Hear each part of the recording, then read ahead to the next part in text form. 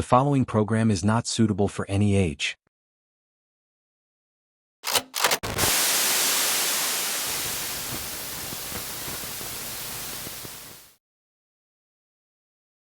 The One Man Mosh Pit with Dookie here on Dookie Tube, LRS 102. Got my man Vinny from Belushi Speed Ball finally here with us. Been looking forward to this for a long time. Appreciate you coming on, man. Dude, thank you for having me, Yeah. man. I'm so stoked. Yeah, it's been a long time coming. It has. It's been years. Yeah, Pandemic years. yeah. Well, you're a hard guy to get a hold of. No, I'm just kidding. You are by far one of the guys that I'll text and you like. Not, I wouldn't say immediately, but not too long of a wait for a response. So that's always helpful. Yeah. Try to. When I was teaching, I was really, really good about it. Mm-hmm.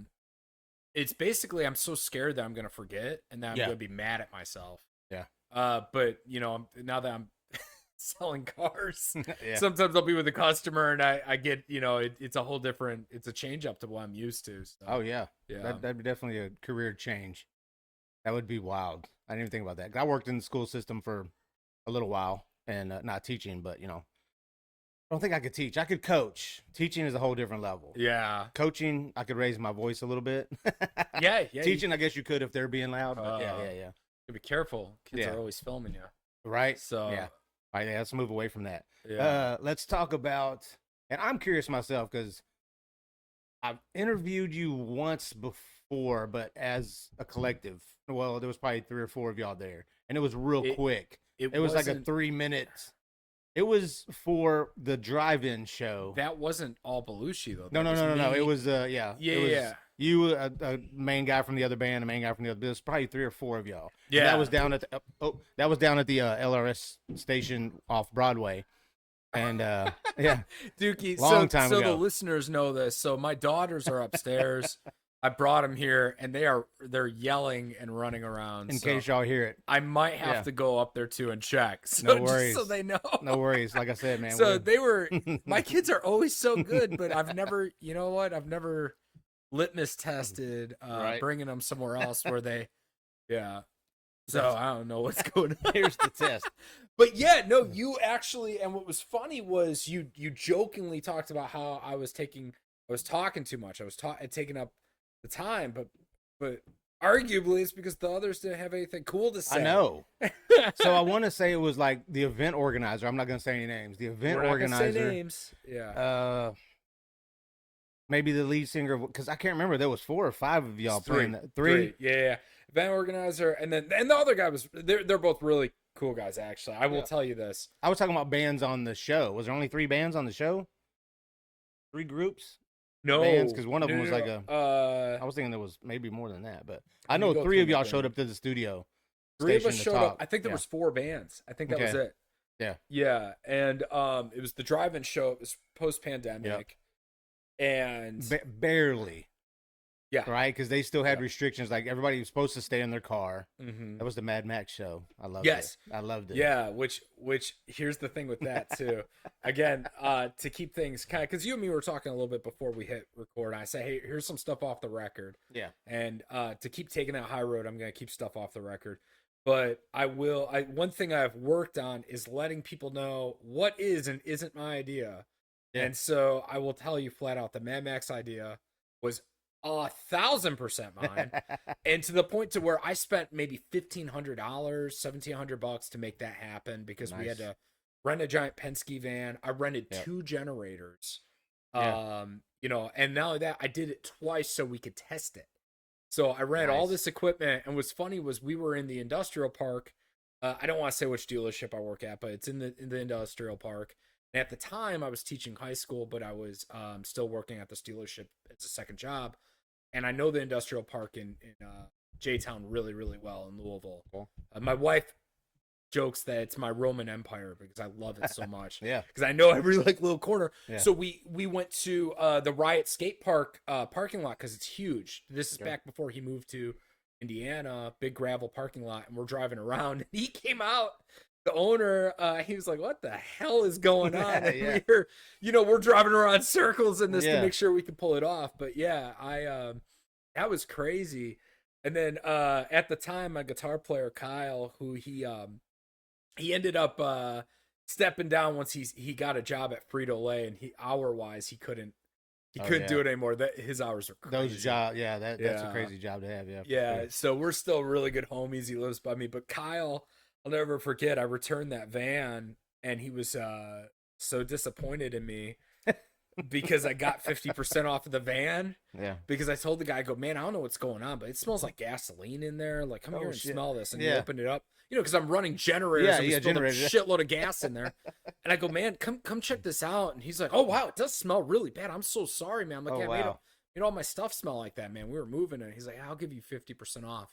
And we're leaving. And the whole thing with the Mad Max thing, too, because the second half of that is after we played, we drove off, right? Yeah. We left.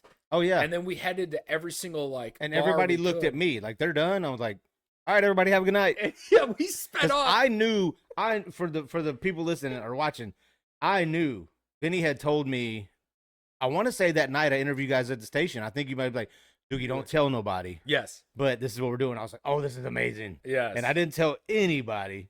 So everybody was kind of like, what's going on? What's going on? Where are they at? Where are they at? And you guys were parked in the way back of the lot. And some people were noticing, I feel like. But they were sitting in their cars all facing the stage.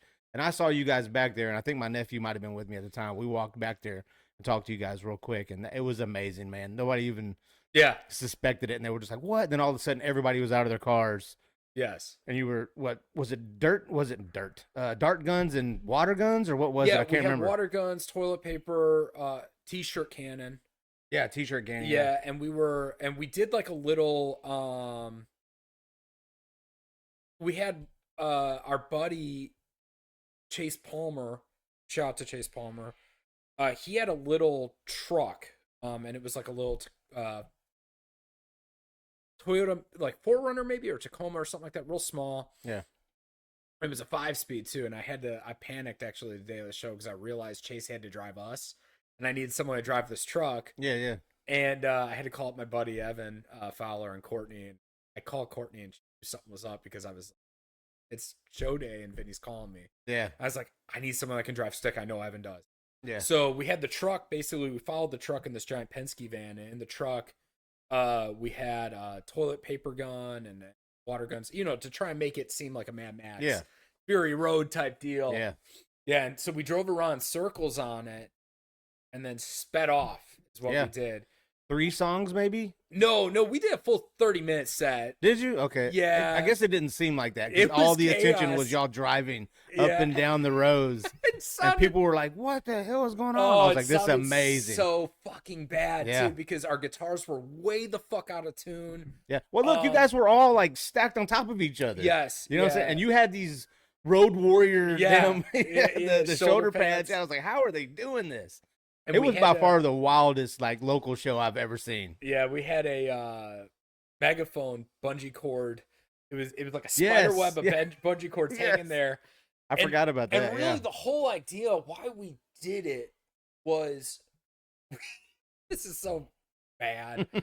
I do want to put on the record that as we've become more professional, we do very much respect venues and we try to be fun with. Oh yeah. And we always try to. You guys have that reputation. Yeah, clean up after we're done, and we also try to make sure that we're able to come back. But we kind of knew this was going to be maybe a one-off, and so what we wanted to do was essentially put it in a situation to where no one could stop the show. Okay. Because everyone else was playing up on the stage, and there was a mixing board. Yeah. We ran it out of the van. No one could turn us off. We had a generator.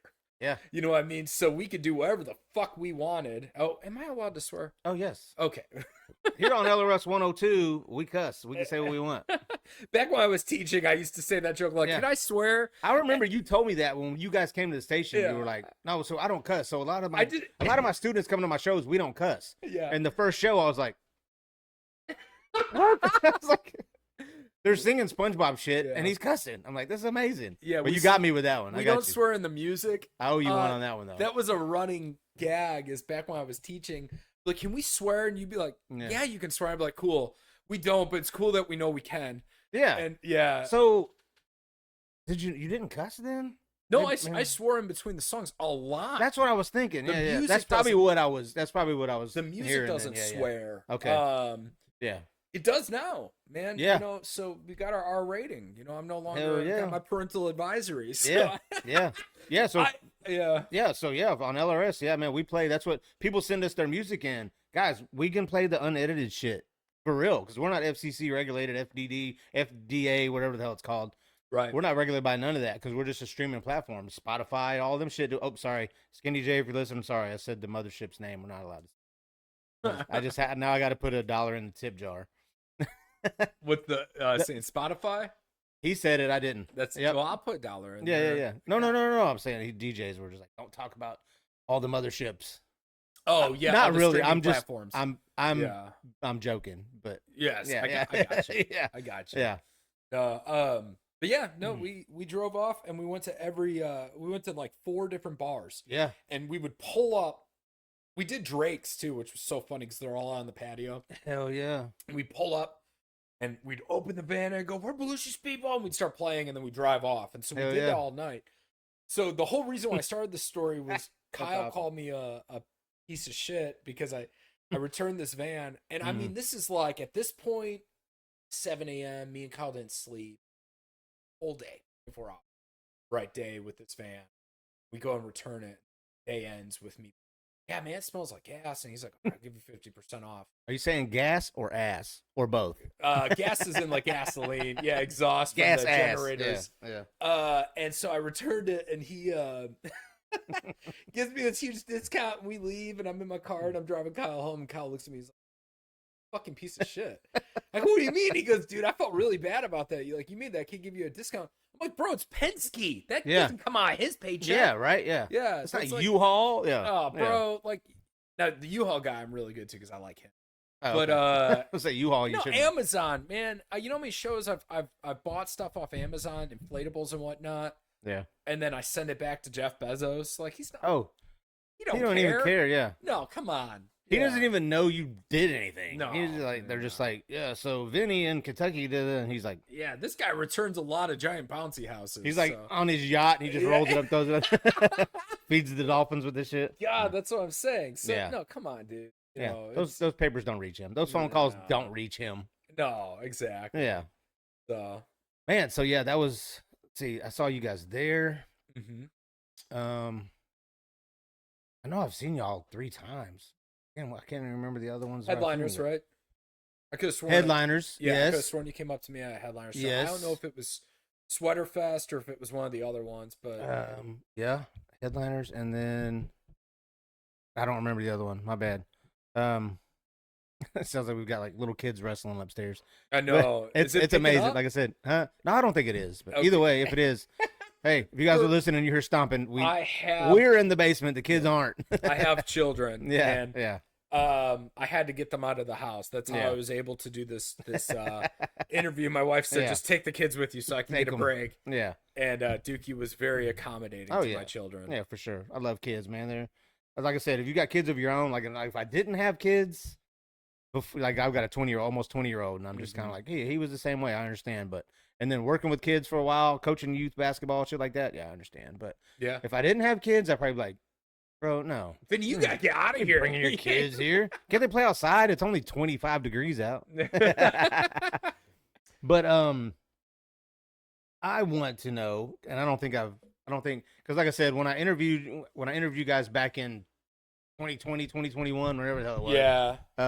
It was more like I had to direct questions at the others too and talk about the show and shit. But the origin story of the band name and the band, did that all come from you? Or tell me about that. No, How'd I'm glad you asked, man. So what's crazy is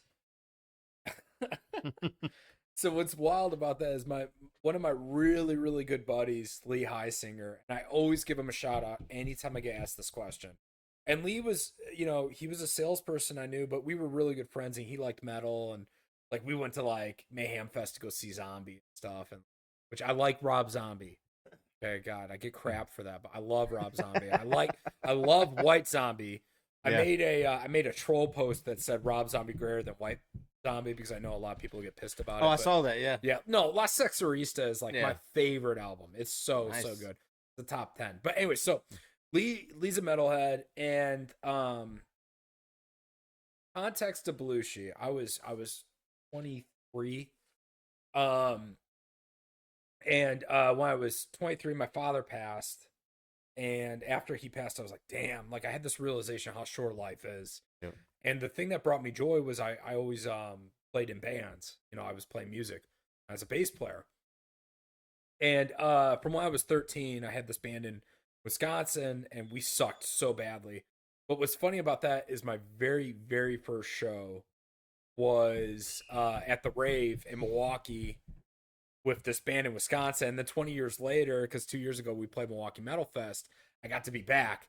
And I invited my old bandmates to be on stage with me and throw stuff. Oh, that's awesome. We all wore the same shirts we wore at that metal show. Like, we had all these, like, Hot Topic. I had a Hot Topic Iron Maiden shirt. Hell yeah. You know, Pantera, Metallica all the shirt. videos look the same. Yeah. The years, yeah.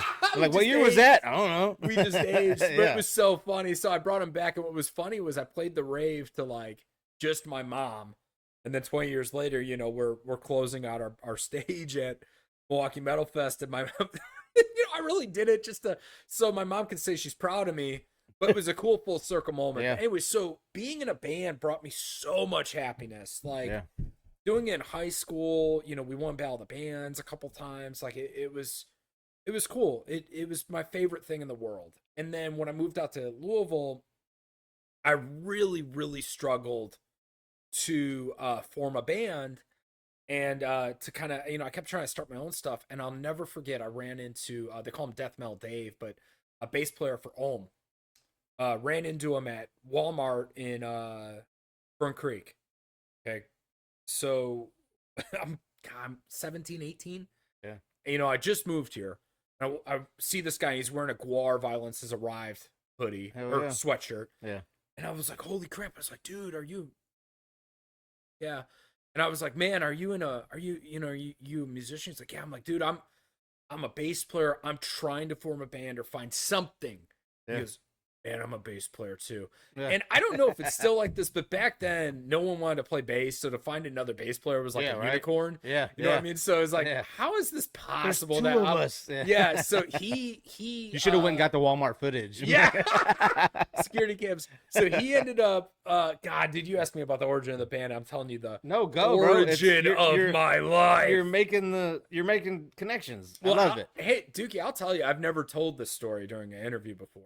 Okay. Usually I keep it really short or I say the bullshit answer. Yeah, but it's just me and you, bub. We got it. Let's do it. I know. World premiere, the origin. I feel like, shit.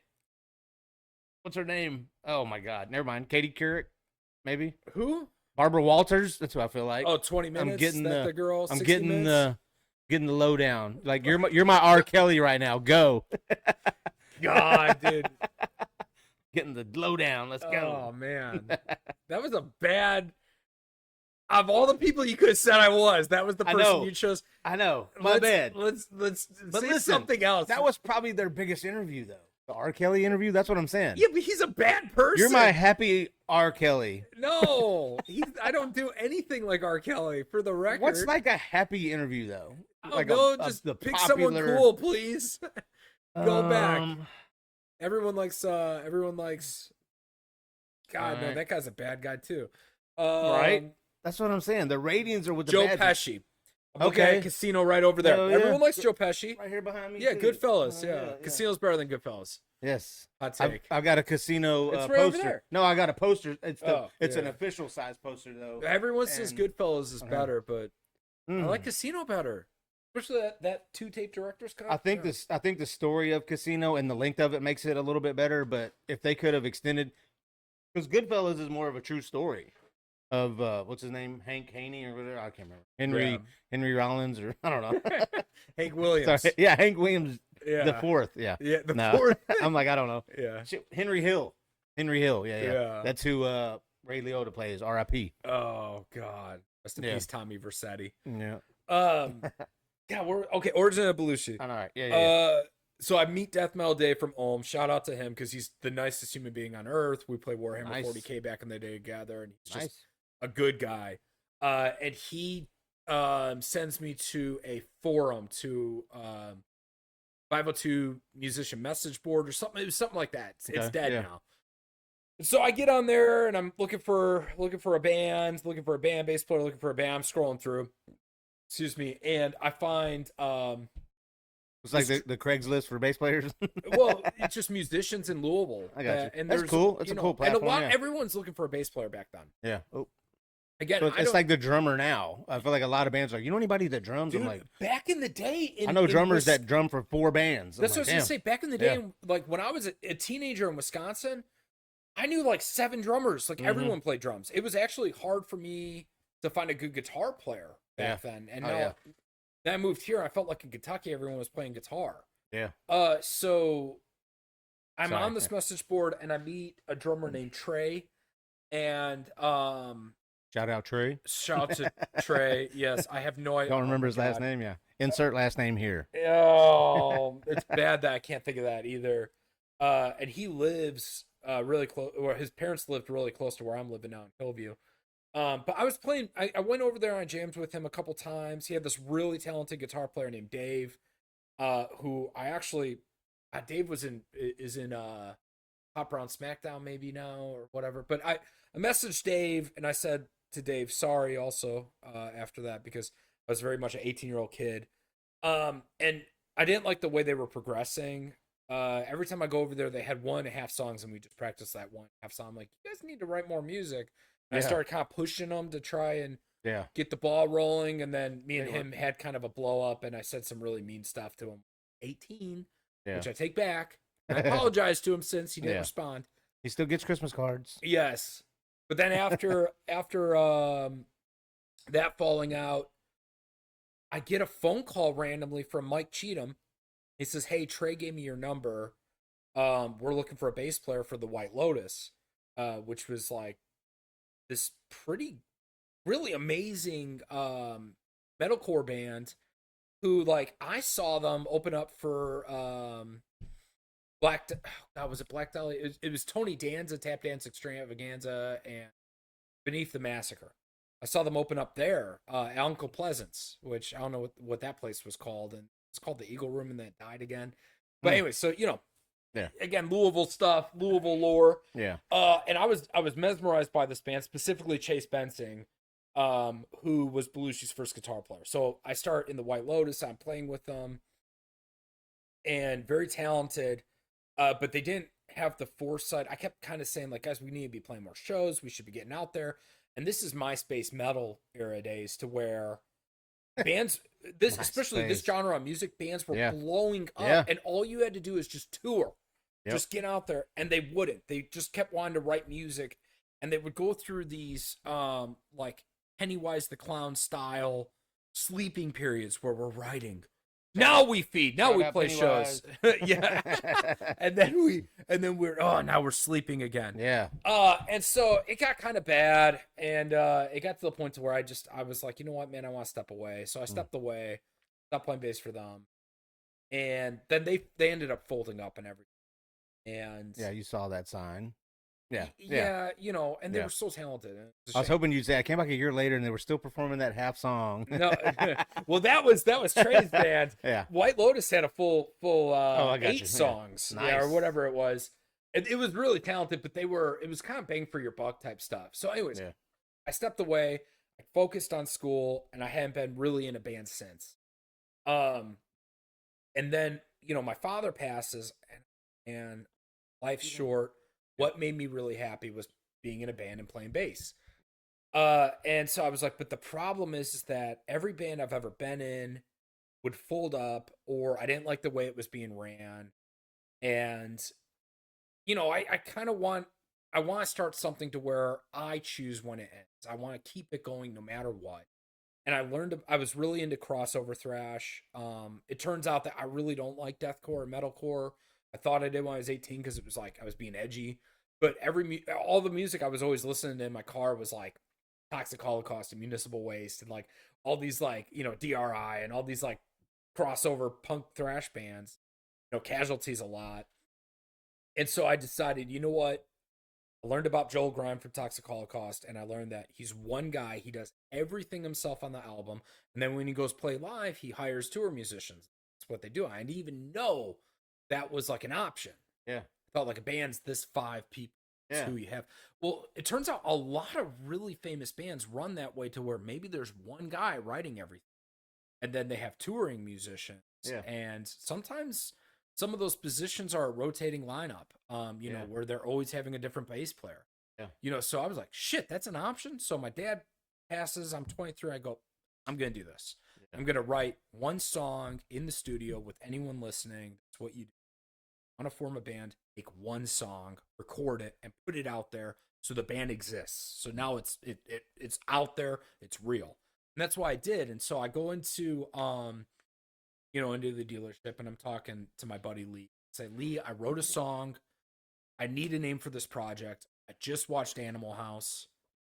I'm a big Belushi fan. I need a name. And he goes, Belushi Speed Ball. Right off the rip, right off the bat. Bam! Right away. And I go, wow. That's it. That's it. That's perfect. And so I stuck with it. And then what I did with the studio thing, I can't play drums worth a damn at all. Dang. I'm a mediocre guitar player, a pretty solid bass player. I don't like, you know, I'm not, I really solo like dog shit. So I'm not, you know, so how it worked was I recorded all the guitar, bass, vocals. Actually, no, take that back. On that first demo, I got my buddy in Ohio to do. Shout out to Mario. And that's right. And bro, I got my roommate Alex Rosas to do drums on it. And I got Chase, my buddy from the White Lotus, going back to, he stuck out in my head. I got him to do all my lead guitars, put together this thing. I'll never forget sending the track to Chase and saying, I need leads here. And Chase, hey, and he does it. And I get the vocals and I mix it all down. I send him the final product. And I finally understand what you're doing.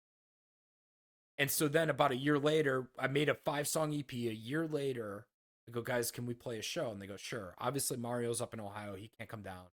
So we played our very first show at Mag Bar. Beanie gave me my first show. We played to like 30 or 40 people. And back then, Mag Bar didn't have a stage. You play in front of the arcade. But still, 30, 40 people first show? We had a lot of friends. Okay, I begged everyone to come. Still. Not real fans, friends and family. Yeah, that's still, the difference. That's where it starts. That's where it starts. So I'll get into that. Look, my friends and family don't even listen to my show, and I'm just a DJ, and I play y'all's music, and they're like, "Man, yeah." You know what I'm I'll saying? never forget my very first real fan for Belushi. That I'm like, "Wait, you don't know us?" He's like, "No, I love your music, though." I'm like, "Yeah, oh, this is cool." Hell yeah! And then of course the snowballs from there. But we played our first show. Mario couldn't be there, so I took over vocal duties, and I didn't really have a lockdown on my voice. And I feel like I do now, you know, obviously over years of doing it. But I did the best I could, and we had so much fun, and the crowd response was kind of cool. And, you know, we did this whole theatrical aspect to it, which again, you know, he's no longer with us, but I asked my buddy at the time, Bo Kalen, hey, I want to do this kind of like idea to where you're our manager, and the whole joke is that you finally got the big one, the big show. It's at Mag Bar. The 30 people, right? That was the gimmick. Back then. Yeah. That like, that we would play these really small clubs, and the whole idea is that I'm arguing with them, like, you said you got us. It's like, we played Cincinnati a few years later to one person, and we're arguing on stage in front of this one guy, like, you said this is going to be a good show. He's like, it is. Don't come down. It's gonna be great. You know, you finally made it. You're at Junker's Tavern, and there's like one guy drinking who just is trying to mind his own business. So that became kind of the shtick for a while. He's like throwing peanuts in the floor, like, right? Making a mess. Yeah, that kind of became the shtick for a while. That he got us the show, and then he's messing up the whole show, and we're, you know, what I mean, and he's destroying the crowd, and destroying the venue, and all. And then we had so much fun, and we had a good response. Snowballed from there. That's how it became a thing. Yeah. So really, Belushi Speed Ball, the origin of the name was from Lee Heisinger. And I trademarked a couple of years ago Belushi Speed Ball, by the way. That's trademarked. Good call. Thank you. Yeah. TM, baby. Hell yeah. Now, the bullshit answer, it's really quick. I have people ask me, how'd you come up with Belushi Speed Ball? And I always say, oh, it's named they go, obviously it's named after John. I go, no, it's named after Jim, his brother, and his love of Sonic Spinball, but that knucklehead calls it Speedball. So it's our full name is Jim Belushi Sonic Speedball for Sega Genesis. And like, because a lot of times during interviews, I was playing a character. Yeah. I've calmed down on that a bit too now, because I'm like, let's move forward. Yeah. That's mature. A little bit. No, for real. I mean, that's one thing. And look, as a DJ for radio, you got to kind of be that too. Yeah. With my ex-wife, when I first started with LRS, I was just kind of, time to put on the persona. And she's like, what do you mean? I'm like, no, I can still be myself, but I got to be a little edgy and outside, and just borderline that. Right. You know what I'm saying? Don't be the shock jock. That's always my thing. Like, don't be the shock jock. Right. You know what I'm saying? Like, just stay right there. Yeah. Try to be cool. You know what I'm saying? Like, I never was a popular guy. You know what I'm saying? I had a lot of friends-ish. They were tight. We had the collective group. But, damn, if you had 30, 40 friends and people there, I mean, I guess you had friends of friends and friends and friends and then their families, and you had a big... What was the group when y'all first started? 5 members? 4 members? No, 3. Just 3? Well, okay, 3, shit. and then my buddy who I asked to do it last minute, Yeah. Bo, obviously Senior Diablo, asked him to do it, which he's no longer with us, and so that's the whole thing. But I asked him to kind of do it kind of last minute. Yeah. Hey, can you show up and just be our manager? Okay. And Yeah. really... But they invite people. That's the thing. Exactly. You're like, hey, come check us out. Yeah, So I don't know, man. Chase had... That still counts, Vinny. Chase had his dad and Family some of his still dad's count. friends. He had his wife there. I had a few friends of mine. I had my roommate at the time. I had a few come out that were at the dealership. Yeah. And then a couple people I was teaching with. And Alex kind of did the same thing. He had a couple, like his dad came out and stuff. Yeah, no, I mean, it was in Magbar. To be honest, I hate to say this. I'm glad I've never said been that. to Magbar yet. Oh, really? No. So it's a very small room. They got a big stage now. So it cuts that room even smaller, which is great. Yeah. Great. That's a good problem. Yeah. Yeah. Yeah. For the band. A lot of Right. novices don't understand this. Yeah. But I would rather play Magbar to 200 people, and be at capacity, than play headliners to 200. Because you don't want to be in a room and it feel empty. You lose that energy. Yeah. Now there's tricks that we learned throughout the years of touring on how to cut that room in half and make it smaller. Yeah. But that's what I was going to say. I'm actually really glad that you kind of point out, because I never thought about this until this moment. The 30, 40 people being in that room. Yeah. First show. That's and amazing. It's a small room. So Yeah. it felt really, okay. Yeah. It felt good. Still. And you know what, man? I don't know that we would have kept going if we didn't have all our friends and family come out. Yeah. And If made that it feel one really drunk fun. was just sitting at the bar, like throwing his peanuts over his shoulder. Oh, yeah, it would have been you'd have been like, disheartening. yeah, this sucks. Yeah. Yeah. But and that was also kind of a thing at the time. We it took us a year to play again. We weren't playing out all the time. Yeah. Right. So anytime we actually played out was kind of a special thing for us. Yeah. So we would invite every single human being we could. Yeah. Really try to let people know. Was this still MySpace days or no? No. So this was Facebook. Yeah. I don't want to say infancy because Facebook was kind of around, but MySpace is dead at this point. Okay. Okay, so if I 2014, Okay. if I'm putting a year on it, Okay. was our very first show, and So then 7 years prior to us meeting. right, Yeah. and a lot's transpired since Yeah. that, but that was what kicked off the snowball. Yeah. Yeah, Jim didn't bring back, Skinny J didn't bring back LRS 102 Louisville's Rock Stream till February 20th of 2019. Yeah, Okay, 2019. Yeah. So it was When did it? because COVID. Stop. No. We're going now. No, but I know you mean that. the other one. I- 2008. Where was the break? 2008 was when they changed from LRS, the Walrus WLRS 105 or 102.3. I can't remember. It was either 105.1 or 102.3. I can't remember because I wasn't a part of that. But Skinny J and Big Joe were on there. I want to say Nubbins, St. Nubbins was on there. Was it? But it was 08, and then he brought it back. He brought it back in either 2018 or 2019. We just did our 7th year anniversary at Mr. G's. Yes. WLRS Walrus Day in Louisville is the day by the governor or mayor. I don't know who does the days. Whoever gives the key to the city was February 20th. We just did our 7th. So do the math, teacher. No, I don't want to. Real quick. 2019. 2019. It had to be 2019. Yeah. My mental math So- ability is really bad, and right. everyone's like, Oh, "You were no. a teacher?" Yeah. I taught biology. taught biology, and I had That's a even worse. calculator Don't in say my that. pocket. Say you did social studies if we're No, bringing up bro, math. Come on, the math and biology's make believe. It's so. But biology, easy. listen, it's biology. Math is like right here, maybe. Biology's hard. It can be. Depends on Yeah. your teacher. Depends on how smart you are. No. Look, you're right. You're right. It really depends on your teacher. Let's and not go down this road. If they break it down. Vinny, please. Okay, we won't. We all understand I don't want to know. You were a great teacher, and you still are. It's amazing. Yeah. That's not what I meant. No, I had some know. really shitty biology teachers, and the problem is that if they love their content more than they care about you, it's going to be the worst class of your life. Exactly. Yeah. But no, my inability to do mental math did not affect me as understanding biology. But trust me, I was sitting here like 3 beers in, 2, 4, 27.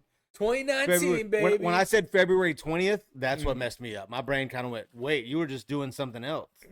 Like, you had numbers in here. Then you said February 20th, and it messed me all up. I was, so the reason why I asked, I moved to Louisville in 06. Okay. And I remember LRS being a thing, but I remember it was short-lived when I was here. Yeah. And specifically, I'd be in the car, and I'd tune in to listen to Slipknot and stuff, That's what you caught on, Yeah, but then I felt like it all of a sudden it stopped. Yeah. Yep. And that's why I was curious when it was. So you said 08? Yeah. So like a new owner or some shit came in and they were like, we're gonna make this was it the Eagle or what they make it? Something. I don't remember. It became classic rock. It became classic rock. Yeah. And they just were like, boom. So then when streaming became a thing, Skinny J was like, hey, I'm gonna start this. And I started doing a live 365 thing. There's like a platform out there where you guys can try to start your own radio station. Don't do it. But it's more like a podcast thing now. But I started No Budget Radio. And I remember that. 2017. Yeah. And I was doing it by myself. Yeah. And I was just doing it. I couldn't pick up anything. I was paying $60 a month to have this thing. And yeah, I'm telling you. And of course, my ex-wife was like, what the hell are you doing? I was like, I don't know. I'm just trying to do something. Something fun, something I'm interested in, And then Skinny J like reached out one day or something. I can't remember what happened. I can't remember what we were doing, but he goes, hey, you going to Louder Than Life? Meet me at Louder Than Life. Meet me at blah, blah, blah on this day, and we'll talk. And I ran into him, and he was just nachoing up, having a beer between his media sessions, and he was like, I want you to bring, because I was doing the Mosh Pit. That was my show on No Budget. Right, I was the Mosh Pit. Which I do want to specify. I don't remember your show. No, yeah. I remember the No Budget. The Live 365 or yes, because I think I tried to do it for Belushi, and then I realized quickly like, oh, this costs money. Yeah. I want to say you could do a free version of it, but it wasn't worth it. It was trash. It was stupid. Yeah. It was dumb. Yeah. So I did that for like almost a year, and then somebody had told Skinny J about it or something. He reached out to me or something. I can't remember the specifics of it, but he was like, hey man, I tuned in and listened to that one show, man. He said, would you want to come on to LRS? And I was like, when? Yes. Like I'm telling you, like that day I went into awesome. And was like, delete. You got my last payment, and nice. It's been going since. That was I started in October of 2019. LRS Fest with Nonpoint, Hyro the Hero, Royal Bliss. There was a bunch on that. That's when I met Boombox Poets and a bunch of bands, and I was like, oh my God, this is real. You know what I'm saying? This is crazy. So I always tell people all the time, like, look up LRS Fest like 04, 05. Yeah, they have no context. Yeah. I'm like, they're like, I remember when it was that, and they brought David Draymond out with Disturbed when they're Down with the Sickness was their shit. Yeah. They brought him out like Hannibal Lecter. Yeah. On a 2-wheeler. They have, again, on no the context, waterfront. But so to me, LRS Fest, not to the same scale, okay? Yeah. Because I don't want to, I guess, take away from what Danny Wimmer's done. But LRS Fest in Louisville, when I first moved here, was Louder in Life. Yeah. It was. You Yeah. like metal, you like alt music. This is the thing you got to go to. Yep. Yeah, and it was a big deal for the local bands to be able to get on it stuff and play. Yeah. You know what I mean? So, no, I remember. And it still is. Like, a lot of the bands are kind of like, oh, we're doing LRS Fest. That's cool. And then I'm not trying to take away from it No, now. no, yeah. I was trying to it does. Yeah, it still does just because, because of Danny Wimmer. No, I'm just kidding. But I mean, it is different. Like I said, I was telling you before when we were off air, we were talking before we started, and I was just like, yeah, man, like we had to move the dates to like a summer because it's around the time Bourbon and Beyond, Louder Than Life, and I mean, they're doing a good job of adding local bands too. They are. I feel like you hit the nail on the head with that though. So when we were talking off air, so many people travel for that. To that, yeah. And LRS Fest back in the day was a Louisville wide. It was a citywide. We're all going to this. It was the thing, yeah. Yeah, and I feel like a lot of people who live in Louisville go to the Danny Wimmer festivals. But a lot of people, the same people that go to those, also head to, like, I saw your girlfriend at Sonic Temple.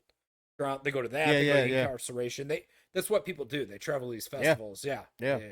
So when Louder Than Life first came to Louisville, it was at Champions Park off River Road, and I had a connection at Kingfish. Nice. So I did a pre-party, an unofficial pre-party for 2 years, Kingfish, and it was amazing. It was the shit. So of course we had to do upstairs because it seemed like every year it was cold, rainy, something, and they didn't want to be outside. Yeah, they didn't want to be outside. So like, let's just move it upstairs, bring it upstairs. And I'm like, well, how many can we? What's the capacity? We're doing $5 a person, have the bar open. And it was like the restaurant closed at like 9 or 10. And they were like, you guys have until like 1 a.m. We're going to keep open. People got to buy tickets at the door, check IDs, because they had a bar upstairs and they had food. They ran food from like, so our pre-party started, well, mine, because it was my no budget thing. This is before LRS. So, we did that, and man, I'm telling you, I had people checking people's IDs, and I remember they were like, Dookie, come here. And I'd run over there, I'm like, what's up? And they're like, one dude was from like Yugoslavia and had like a paper with like, and I was like, he looks old enough. I was like, how old are you, sir? And he's like, 48, and I can't do accents, but he's, in Yugoslavian or whatever. And I was like, damn, dude, we saw Russia. It was crazy. People were showing their passports just to get an ID to get beer. And I remember at the end of the night, because I only did it on Friday night or Saturday night, maybe Thursday night. This was when Louder Than Life was like Saturday, Sunday. Right. So we had the pre-party on Friday, and then when it moved to Friday, Saturday, Sunday, we did Thursday night. So either way, that first year we did Friday night because it didn't start until Saturday, Sunday. And I remember the Kingfish owner coming up to me, and he was showing me the bill when they stopped serving alcohol and food, and he went, coming back next year. Yeah. And I was like, he goes, we made this in like an hour, and I was like, whatever helps you, because we got the door. So, and I just paid everybody, the bands. I was like, hey, whatever, the headliner got the most, and and then I just paid everybody that was on stage. I paid my help, everything. Everybody made money. I probably made $40, which that's not what it was about. I was wanting like, bro, this is a fun time. And then it went from there. Then there were parking lot shows, and then I did Kingfish the next year, and I think the next year, did they do Champions Park 3 years? I think the third year it got canceled. That's when it flooded and got real bad. They canceled it. If I'm not mistaken. I think they did one day, and that was it. Yeah. Maybe. Yeah. Was that the first time they did a Thursday? I can't remember, but remember. Like, it was feel crazy. Like Rob Zombie or someone, or Slayer was supposed to be there. Slipknot is one of those. But yeah, it got canceled, and then the following year they moved it. Yeah. Because they're like, we can't keep doing this. Yeah. Either that, or they tried it one more time and it flooded again. They said, no, we can't keep doing it. Yeah. So, yeah. No, that's awesome, man. And that's a good point too. Yeah, you don't do it for the money. Whenever I was playing shows, here in Louisville and stuff, I always paid bands out first. I always paid my members out first. For sure. Because I was doing it for the experience. Yeah. I wasn't doing it for the money. Yep. The problem is then, with Belushi, the way we do our shows with the stuff we throw out, you got to buy some of that stuff. Yeah. So then it became kind of a battle to try and break even. Yeah. Is what it is, That was the thing with me, man. I was just like, try to pay that overhead. Yeah, I'm like, I want to go into it with using the least amount of money. Until, like, I told Kingfish, I was like, you get the restaurant, you get the bar. Trust me, people are gonna buy shit. And they were like, well, how are you gonna pay the bands and stuff? And I was like, I've already told the bands. Like, I never did like a full rate. Like, we'll give you guys $200 come play. I would be like, we're charging $5, and bands were like, shit, you getting the campers coming up here from Louder Than Life? Like, we know it's going to be good. And I was like, well, you're going to get a quarter 50% or a door. quarter of it. Yeah. You're gonna get this. You're gonna get that. And I had several people that were just doing acoustic. They were like, "No, man, I just want to play." And I'm like, "Okay, cool." But I still like. I remember my buddy Louie, man. He played just acoustic, probably 10 minutes. He did like 3 songs to open it up. I tried to give him a $20 bill, and he was like, "No," or $40. He was like, "Just give me the 20." I was like, "Okay." So I gave him the 20, and I was like, "Cool." So then I just added that to the next person. You know what I'm saying? Like, well, you got 20 extra bucks, because nobody knew what the money was until, because every band, even the headliners, were like, "Damn, $300." I was like, "Yeah, thanks for coming, man." I had a band come from Louisville or Lexington. I can't remember their band name, but it was fun. But let's take a quick break real quick. Yes. Good? I got to pee so bad. I got to pee too. Thank God, you read my mind. And I got to check on why my Violet's screaming and running around. So we're going to go up there and they're just going to be sitting on the couch. Yeah, right. You're watching the One Man Mosh Pit with Dookie, with special guest Vinny from the band Belushi Speed Ball. All right, so let's talk about the brain behind the marketing. Yeah. The Teddy Ruxpin, the slices of pizza with the speakers on them. That's amazing. And then, like I said, the marketing brain, man. The PS5 game, I saw that and I was like, is this really a game? Is it like a rock band game? No, I'm not familiar with it. My son has a PS5, but I'm not allowed to touch the PS5. I'm still on PS4. You'll I'm break like, it. Motherfucker, I paid for it. Yeah. I'm like, damn. So, I'll talk about the game first. So it's done by Stoner Games, and it's called Mosh Pit Madness. And right now, it's available on Steam. It is a real game because you asked me before you hit on Steam. record. Yeah. You asked me. You're like, is Vinny fucking with us? Like, he's about to. Which is a very good question. Like, Vince, is this real or not? Because I do fuck around a lot. Yeah. I troll a lot, and I post a lot of really stupid stuff sometimes, especially on the Belushi page. I love it. Yeah. All about and that's marketing, bro. Any band that's looking to get their stuff out there, man, you got to understand, how do you get people engaged? And a good way is being dumb. Yeah.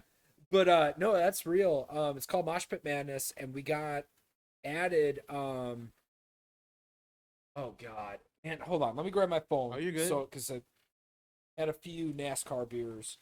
Let me try to find this name. I love them. That's what I'm calling it from now on. NASCAR beer. If it's on the side of a NASCAR race car beer. When you texted me that, that's what you said. Race car. Yeah, that's funny, man. Oh man, I love it.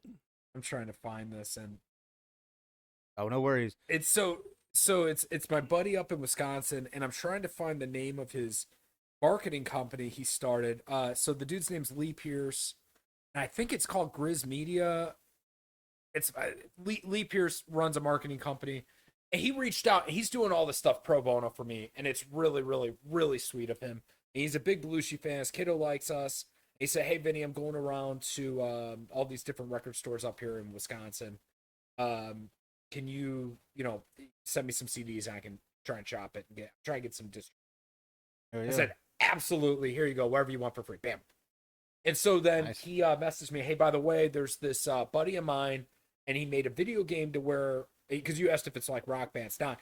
You like fight people in a mosh pit. Now, I haven't played it. I don't have Steam. Yeah. And I'm not a PC gamer at all.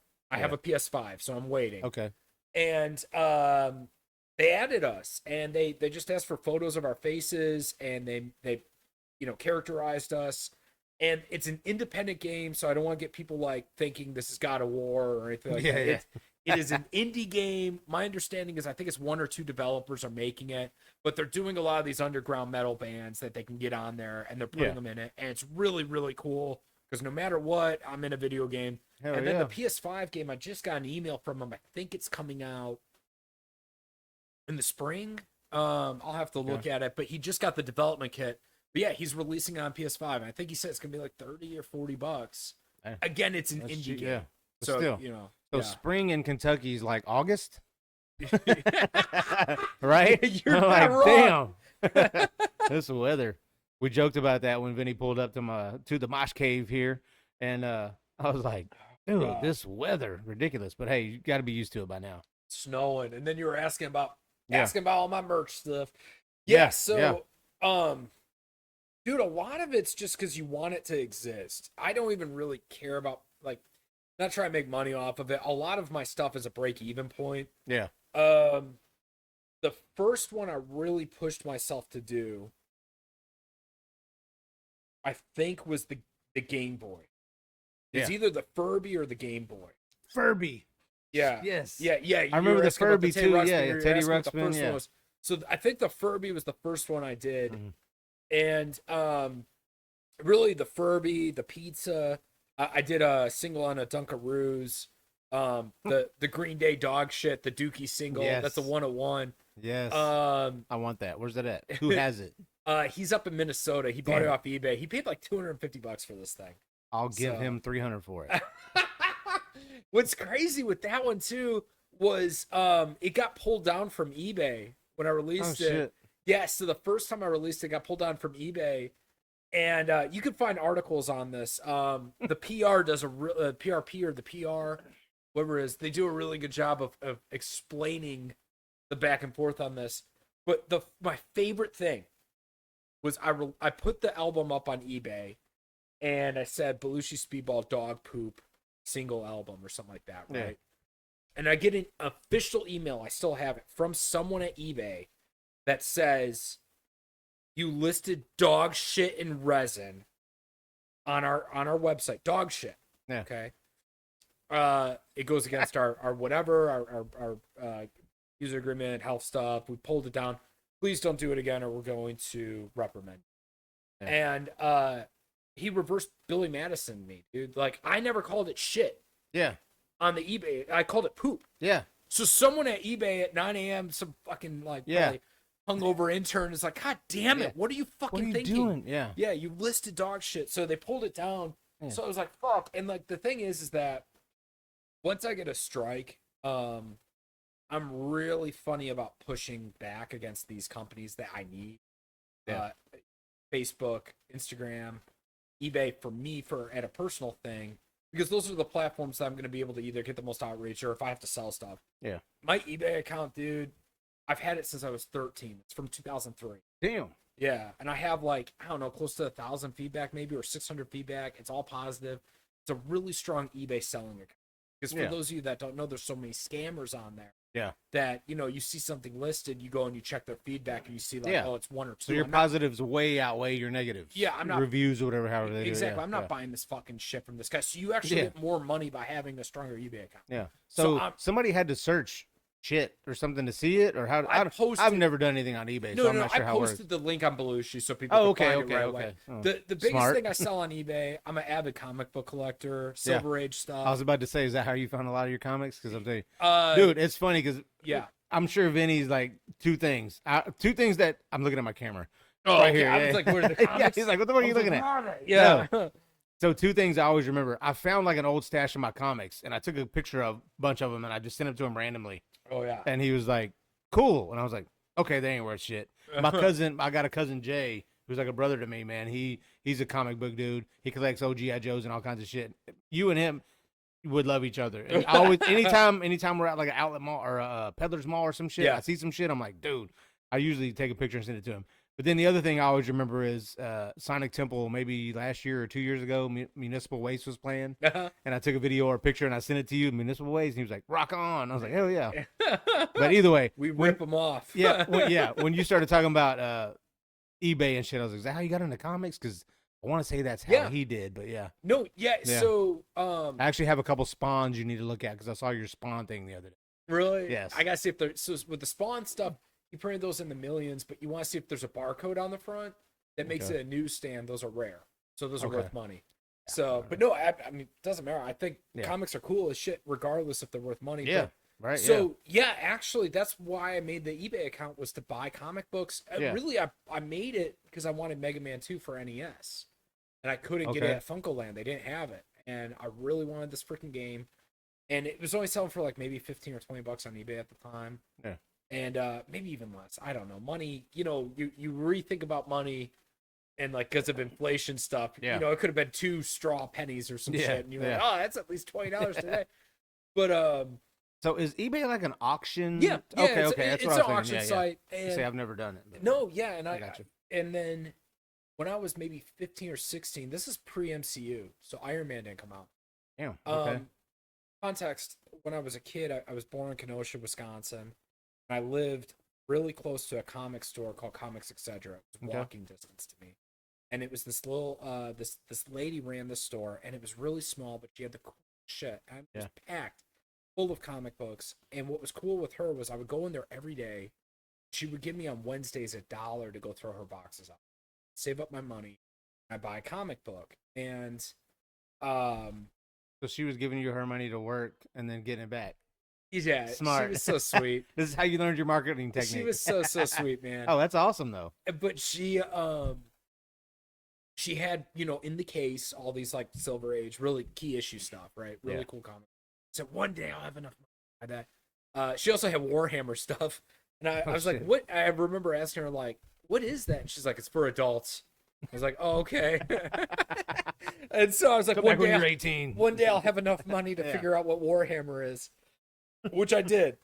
So a lot of like, honestly, it's all related to Belushi. A lot of the journey and what my music's about and all that, it's nostalgia for my childhood, right? Yeah. And so with the comic books, I got the eBay account, and pre-MCU I started buying Silver Age, like issue 1 of Hulk, issue 1 of Spider-Man, like really, really big books. Yeah. But they would be beat to hell. Yeah. And so back then it would be maybe $300, right? And so it was a key issue, but it was, you know, in really low grade. Had a cover, maybe it was incomplete. They'd consider it a 0.5, a 1.0 out of 10. Yeah. Okay. And I remember getting shit from some of the older people. Like, why do you want that? I'm like, because it's fucking cool. It's the first Hulk. But, well, because I bought all that stuff when I was younger and I kept buying it, all that shit, MCU came out, it just skyrocketed. Like, I think my issue 1 of Hulk cost me $600 back then. And I turned around and I sold that one for either $1,000 or $2,000. You know, and this is now it's a $10,000 book. Yeah. Right. So, and I had it again. And then, anyways, I've been able to go on this journey of getting books and selling them at later points to get other books that I've wanted. And that's really what I use my eBay account for, is being able to sell those key issue books. Yeah. So that's why when I got the strike, going back to wrapping all the way around, when I got the strike about the dog crap, I was like, oh, God, no, I can't lose my eBay account. What am I going to do? Right. And so I literally watched Dumb and Dumber that week. And the scene where he's got the suitcase full of IOUs, I'm like, I'm gonna sell an IOU art piece. I sold it as an art piece, an IOU. Wow. Right, and so it had like a little rat on it. This is an IOU. It says IOU, and I drew my little rat pink autograph thing I did. Art piece, and on Facebook I wrote, "This is an IOU for the dog crap. We're selling you the IOU, and you get a free prize with it." So everyone understood. Yeah. So that way eBay couldn't strike me. So we can't. So I sold that IOU. I didn't sell the dog crap. I sold an envelope that said IOU for $230 or $250. Yeah. And so, anyways, we got on that tangent because you were talking about the little speakers on them. Yeah. They're all made the same way with the Furby. It's basically it's a 2 system. I don't want to give out my proprietary blend. It's not. No. Yeah, I don't want you to give anything away. But it's just not awesome. hard. It's not hard. I figured it out myself. Yeah. And I'm not saying that other bands like, I want to help them. But like, part of my edge for Belushi is that we have stuff that no one else has. Exactly. And I figured out how to make it. Yeah. So I'm not going to sit there and explain to another band how to make it just so that they can do it. I'm not on YouTube. Yeah. I'm not using that for my content creation. Figure that shit out yourself. 100%. Yeah. I did. It's not hard. Yeah. And this isn't one of those things, but it's a marketing edge for us. It sets us apart. Yeah. When I retire, I'll make a YouTube and I'll go over how I did everything. Hear kids and they'll laugh at you like, look at this old guy. But that's the same thing with radio, man. Like I'll come up with the most brilliant fucking idea ever, and I'll send it to Skinny J, and he'll be like, "Yeah, we did that back in 2002, man. But we called it this." Yeah. Oh, have you heard Skinny J's Homer Simpson? He does dead on. Oh, I thought he was gonna do it last night. He did a stand up for Mr. G's for our 7th anniversary, and he was getting ready to go into some impressions of Homer. He's about to do Homer, but he never did it. I was like, "Bro, that's your best one." Is it? I want him to do some cuts for me, like Homer. Like, you're listening to the Mosh Pit with Dookie, you know. Just get sued by Fox. Come on, man. Nah, Fox. Hey, Fox is Bezos. They're not looking at us. Not on the Nobody's gonna radar. reach out to Fox and be like, "Hey, this little streaming thing on LRS in Louisville is." Dude, I'm with I you. don't give a fuck. I'm with you. Someone said Yeah. I've recently posted that's why you brought up Spawn. I recently posted the Stella rip where it's Stella is Spawn, and that's I think that's issue 14 or something that I ripped out. It's my favorite cover. And I got my buddy Metro Cat pissed to do it for me. But someone was like Shout out.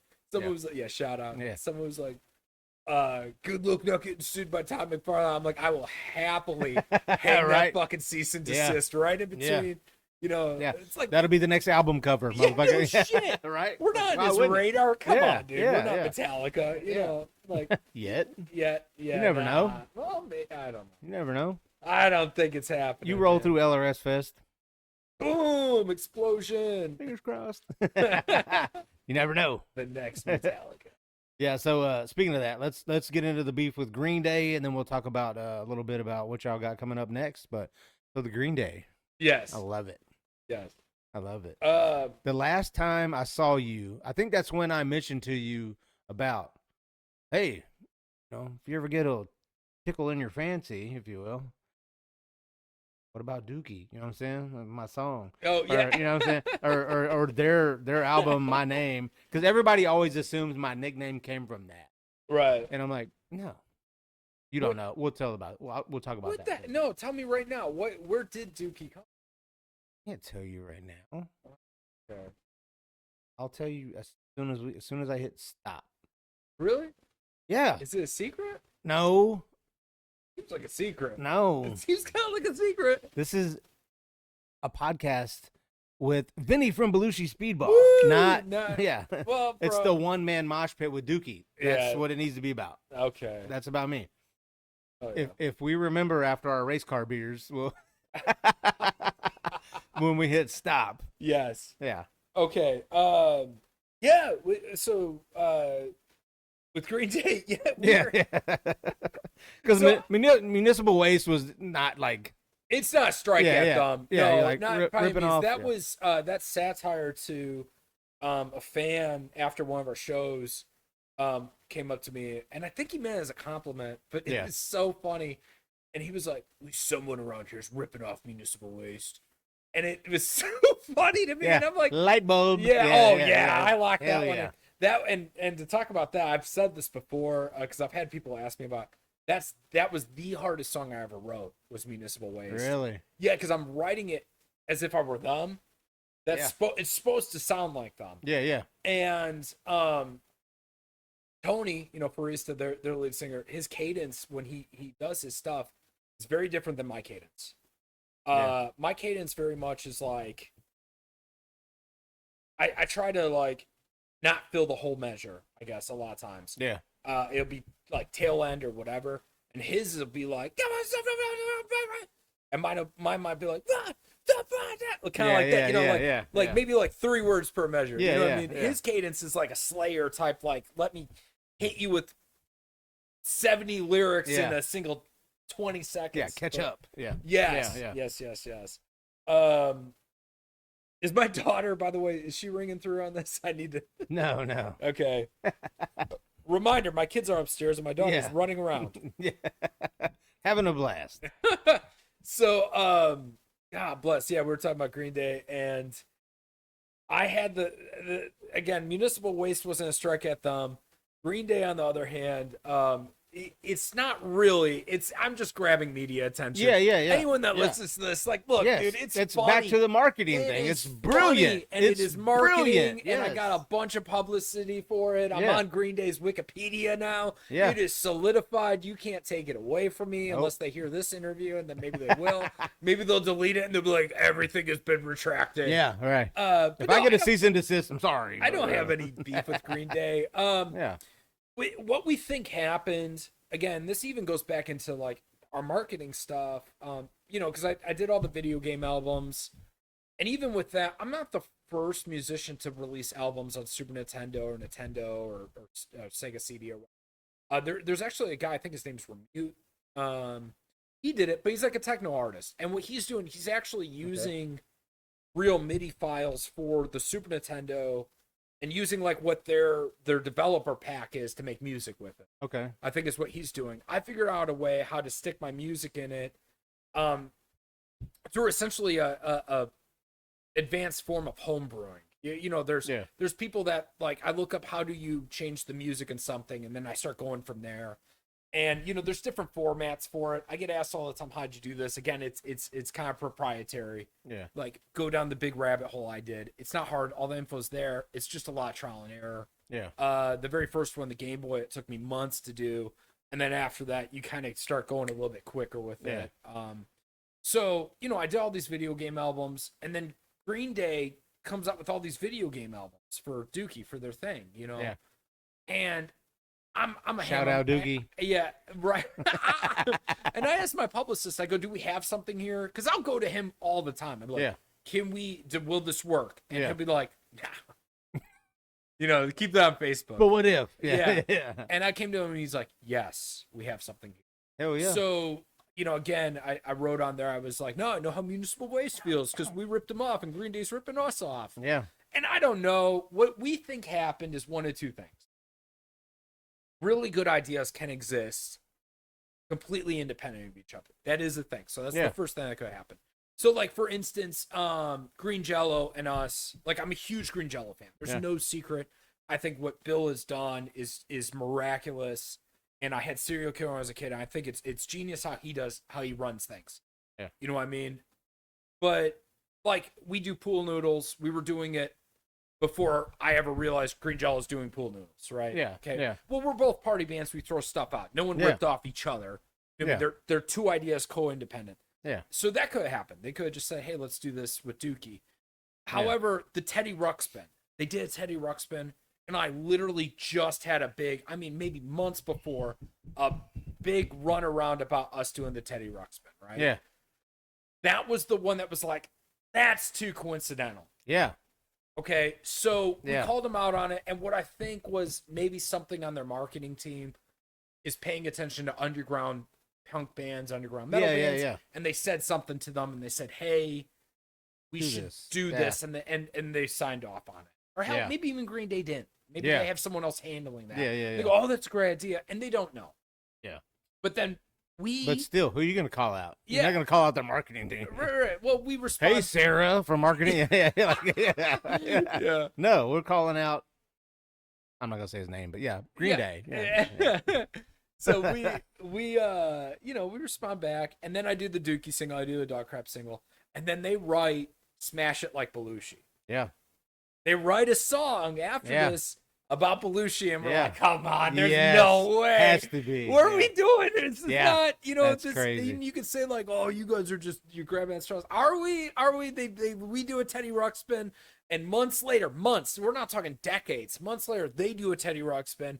I call them out jokingly, any attention. Yeah. Come listen to me. Notice me, senpai, which someone said that. Yeah. They wrote a mean comment. They said, sounds like someone's just looking for attention for their band. And I was like, Hard Times article, band seeks attention. Like, no shit. That's the name of the game, dumbass. Yeah. You know what I mean? Damn. Yeah. Yeah. That's funny. Yeah. So then they write that. We respond back with our song about stocks, not Green Day, but a Green Day and stocks is when the stocks are up. Yeah. Right. Yeah. And then that was it. It went quiet, Wow. I know. So something I've never told anyone on the record. I released the Dookie t-shirt, right? Where it's essentially Belushi Speed Ball, but it looks like the Dookie album. Yeah. And Green Day, oh God bless. My bass player was asking for those shirts for his daughter. And I was like, yeah, man, they're in the mail, but I didn't realize he didn't order them off Bandcamp, which this is a silly thing, but I always request that if people are asking for merch from me, just order it on Bandcamp. I'll refund you shipping, and I will still either ship it to you or hand it to you direct if you're a personal friend, right? Yeah. Because I can't keep it straight. I have too many orders coming in, and if you're asking for something, it's hard for me to remember, like, oh yeah, I gotta get that one person a shirt. Yeah. You know what I mean? Instead, Bandcamp lists all of my orders right there. Yeah. So yeah. He was asking for the Green Day shirt. I thought he had ordered on Bandcamp. He didn't. And then that week, his daughter went to go see Green Day, and they pulled her on stage. and she sang with them. That's- And if I would have been paying more attention, there is a parallel universe where I got him the T-shirt in time before the Green Day show, and she was on there wearing the Belushi Speed Ball. Wow. Yeah, there's a parallel universe where Green Day is making fun of us at the Super Bowl. So, not this multiverse though, sir. Yeah, I know. This one just has my daughter stomping around upstairs. You got Loki'd. You became Loki. Yeah, that's right. Oh, this must be the right one. I'm not dead, so that. Yeah. That's good. Yeah. That's a great thing. The parallel universe where he's living it up. He got. Yeah. Yeah. He got dookied. Nah, we're both living our best lives, man. Yeah, but we were talking about this, and I want to say this on here. I had the thought yesterday about writing another song. We're very self-aware about milking the Green Day stuff and milking it. And I got to call it Dookie. I'm going to write it all about you, but no one will know. They'll assume it's about. What's the heart look like? Probably looks good, right? I mean, not bad. I'm trying to make sure. I don't know. It always looks Does weird. My hands are Dookie weird. does Dookie the album have a song called Dookie on it? I've never listened to that. I don't album think all the way so. through. I've never looked at all. Yeah, I've never listened to it all the way through. Yeah, Actually, It's don't like. got. Green I mean, Day. it's a classic album in my opinion. It's got some hits, but I don't know if it's called. I don't know. Well, I don't know their origin about why it's. No, I Dookie, like the but- one where he's spanking it all the time in the '90s. I like that one when I was a kid. But Oh shit. and that's what we called it back then. Called Mhm. Spank Your Monkey. Or Mhm. Spanking it. Yeah. I like that song, but I'm not a big Green Day fan, man. I'm really not. I'm not I really- respect the hell out of them. Oh yeah. We saw them at Louder in Life. Shout again to Yes. Danny Wimmer. Yeah. And it was a great show, and they're awesome at what they did. I respect that. I respect Same. that. Yeah. I don't know. I'd rather listen to Blink-182, man. Agreed. Not even just that. Like, Oh, yeah. You that's- can't. We can't see that on camera, but yeah. We I can't. mean, He's got his Blink pop over there. But Yeah. yeah, It's if the I'm naked gonna go- one. It's if- they're all naked. If I'm gonna go pop punk, it's gonna be Blink-182. Oh, for sure. Yeah, No doubt. They're good. Free Travis Barker. I'm joking. I'm joking. I'm like bang bang, shots Yeah. fired. No, I'm kidding. I'm like, That's wait, just again, that's a good. Oh, Belushi that's post. hilarious. I Yeah. don't even know what the other drummer's name, but that is gonna be one. I'm gonna make it. Yeah. Make it. Put that in your notes. Yeah, I have notes of just like Yeah. song ideas, but this is a note on what I need to do, and it's gonna Yeah. the greater than. I had this list of all these greater thans, troll posts. Oh yeah. Yeah. But original drummer from Blink, I have to Google him, is greater than Travis Barker. By the way, did Ashley text you by any chance? Oh no, She they're said your good. kids are running around. Oh, I just feel like they're jumping, but it's all good, man. We're good. Oh, sorry. No, hey, no worries. They don't do that. They Hey. don't. They just chill. But they're like, Mm. hell yeah, he's downstairs. Like yeah, Yeah, I'm gonna open this for them. he's. Hey, my last couple shows. That's what's funny because I'm like, welcome to the mosh pit. So I kind of got that from. I stole that from. I don't know if anybody else does that. That's when you said earlier, like you don't know what everybody's doing. Simpsons effect. Yeah. Mm-hmm. So it's almost like a lot of the Lil Wayne ballads, I guess, if you will, if you can call rap ballads, but he starts with the where he's lighting his blunt. You know what I'm saying? With the flicker of the lighter. I'm sure I'm not the first person to ever do No, it. we did it on a skit. You know what I mean? Yeah, that's what I'm saying. It's a Yeah, thing. But yeah. so the last couple times I've been kind of like, There was. I'm gonna wait to skit open this where- beer before I start my show. I see my show starting, and I'm like, Yeah, sure. yeah. It's like a thing. That's, what I Yeah, said, that's an independent idea. That is a great. yeah, Because yeah. like I said, a few years ago, Kyle had the idea to I can't remember what skit it was, but there was a skit where he was sitting there with like a White Claw. Rachels. Then we Yeah, started the skit. Yeah. Yeah, so no, I mean that's again, independent ideas can coexist. The one that really got me on that recently, shout out to Party Cannon. They're from I think the UK. They're like a deathcore band. They do very similar to Yellow, Belushi, like the Party. They're throwing shit out the whole time. Yeah. Different style of music. They released an album on N64 recently, Okay. and we started getting tagged on it nonstop. Damn. And I'm like, I love Party Cannon. Yeah. And I think they went about doing it a different way. I think they actually put a music video on it, and we hacked Mario 64's sound system on it. That's how we did it. Okay, again, you gotta go down that rabbit hole. Figure that it shit out out yourself. yourself. Yeah, Yeah. yourself. Do your own work. Yeah, but that's how we did it. It was really hard. I'm never doing that one again. But so we started getting tagged on it, and they said the funniest thing. And we basically like, congrats, we love you guys. This is awesome. Yeah. Welcome to the party. Whatever. Well, I shouted them out. Again, another way because I got a bunch of sales out of it myself, but I shouted them out to say, hey, we love Party Cam. We just want to set the record straight that this is awesome. We're so glad that they joined up with us on obscure media, right? Yeah. Because at the end of the day, it's not like I told them how to do it and they did it. Yeah. Independent idea. Yeah. You know what I mean? And someone was, they said to someone, because they were like, oh, you mean like how Belushi Speed Ball did it? And they said, cool. So make sure Belushi, or whatever, they said, make sure no one else releases CDs or vinyls because someone else did that. Yeah. And that is exactly what I'm talking about. Yeah. Like, just because you do something doesn't mean you're repping someone off. Yeah. Yeah. And not only that, like, you're influenced by someone. It's when there's, I guess for me, it's when there's claims that we're the first band to do this thing. Yeah. Right. Yeah. That's where it gets messy. Yeah. I And see, that's the thing of being like a radio media like me. I'm just kind of like, that's amazing. Then when you're like, well, somebody else did it first, I'm like, oh shit, really? I'm like, it doesn't take the awe away from it. It's just the first time I've heard it, And that's the same thing like I said earlier with me with Skinny J. I'm like, I got a brilliant fucking idea. Yeah. And he's like, yeah, we did that back in. We just called it this. And I'm like, shit, 'cause I'm like Eeyore, like, you know what I'm saying? Like I would just come to. You'd still bring it back, still do it. Yeah. We still do it. Yeah. You don't have. We still do it. I just call it something different. Yeah, definitely some of that dopamine gets taken away when you realize, like, damn, I thought I was I'm like, first. damn, I just got this hard on for nothing. And shit. I'm telling you, man, there's been several times I'm like, brilliant ideas. I'm like, oh, I can't wait to tell Skinny J about this. This is going to change LRS. Yeah, but they've been around forever. So yeah, it's then he's hard like, yeah.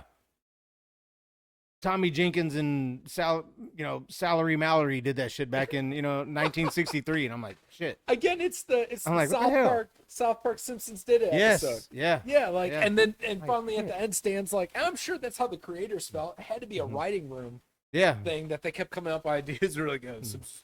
Yeah, you know what I mean. And so Stan's like, finally, like, so Simpsons have been around for like 40 years. Yeah. Shut up, fat ass. Yeah. You goddamn hippie. Yeah. God, that's pretty good. I love Cartman so much. Oh, bro, I've got they're at my girlfriend's house. My South Park. I should have worn them. My South Park shoes. Where did I find them at? Colorado. I don't even remember. No, it was in Casa Bonita. It was at the East. Ma'am, let me go to Casa Bonita. I love it. Yeah. There you go. Do like a song with Cartman called Dookie. I would play it nonstop. I would hack LRS to where it played 24 hours. It'd be a waste to do it to a voiceover.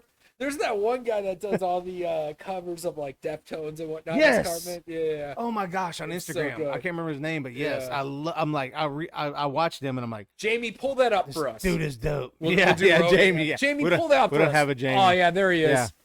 Hey, yeah. But we do have the biggest metal fan here. That's the only reason I put that bitch there. Really? It's just to say that. Say the biggest metal fan. Yeah. So there was like a job site, and they were like, "Come in here and whatever you can take, you can take." And I'm like, "Shit, does this work?" I plugged that shit and it worked. I was like, "Hell yeah!" Put it in my basement. And I was like, "What the hell do I need it for?" But this is the biggest metal fan we got. God, that would be great to play a show to just the biggest metal fan. Just put. We had an idea, Family Guy that you should like rope off the biggest metal fans only. Yeah, just fans. Come on, you got to grow your hair out or wear a wig and kind of do the Bon Jovi shit with the or whatever Motley Crue. And then Dookie gave me this big pack of comic books. You want me to look through here? Yeah, I mean, yeah. If you see something you want, man, I'm telling you. I don't want any of this stuff. I'm just telling you. I haven't touched them in years, dude. I get that. It does not matter. Save them for your son. I have people all the time offer me stuff. Again, Sean from Scrooge Mandela came over to my house.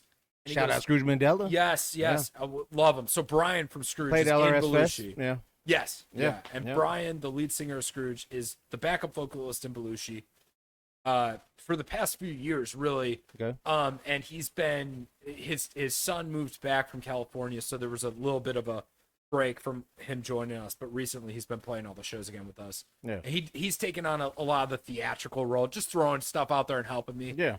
But Which is a crucial part of the show. it's the most essential. Yeah, No. right? Yeah. He's He gets paid the most. but he's so good at he's such a good musician. Yeah. And it's really cool to have someone like him in the band to assist with that, who can actually sing and do vocals really Yeah. well. Oh, hell yeah. So Sean came over to my house with 3 comic books. He goes, "Hey, I've had these for a while.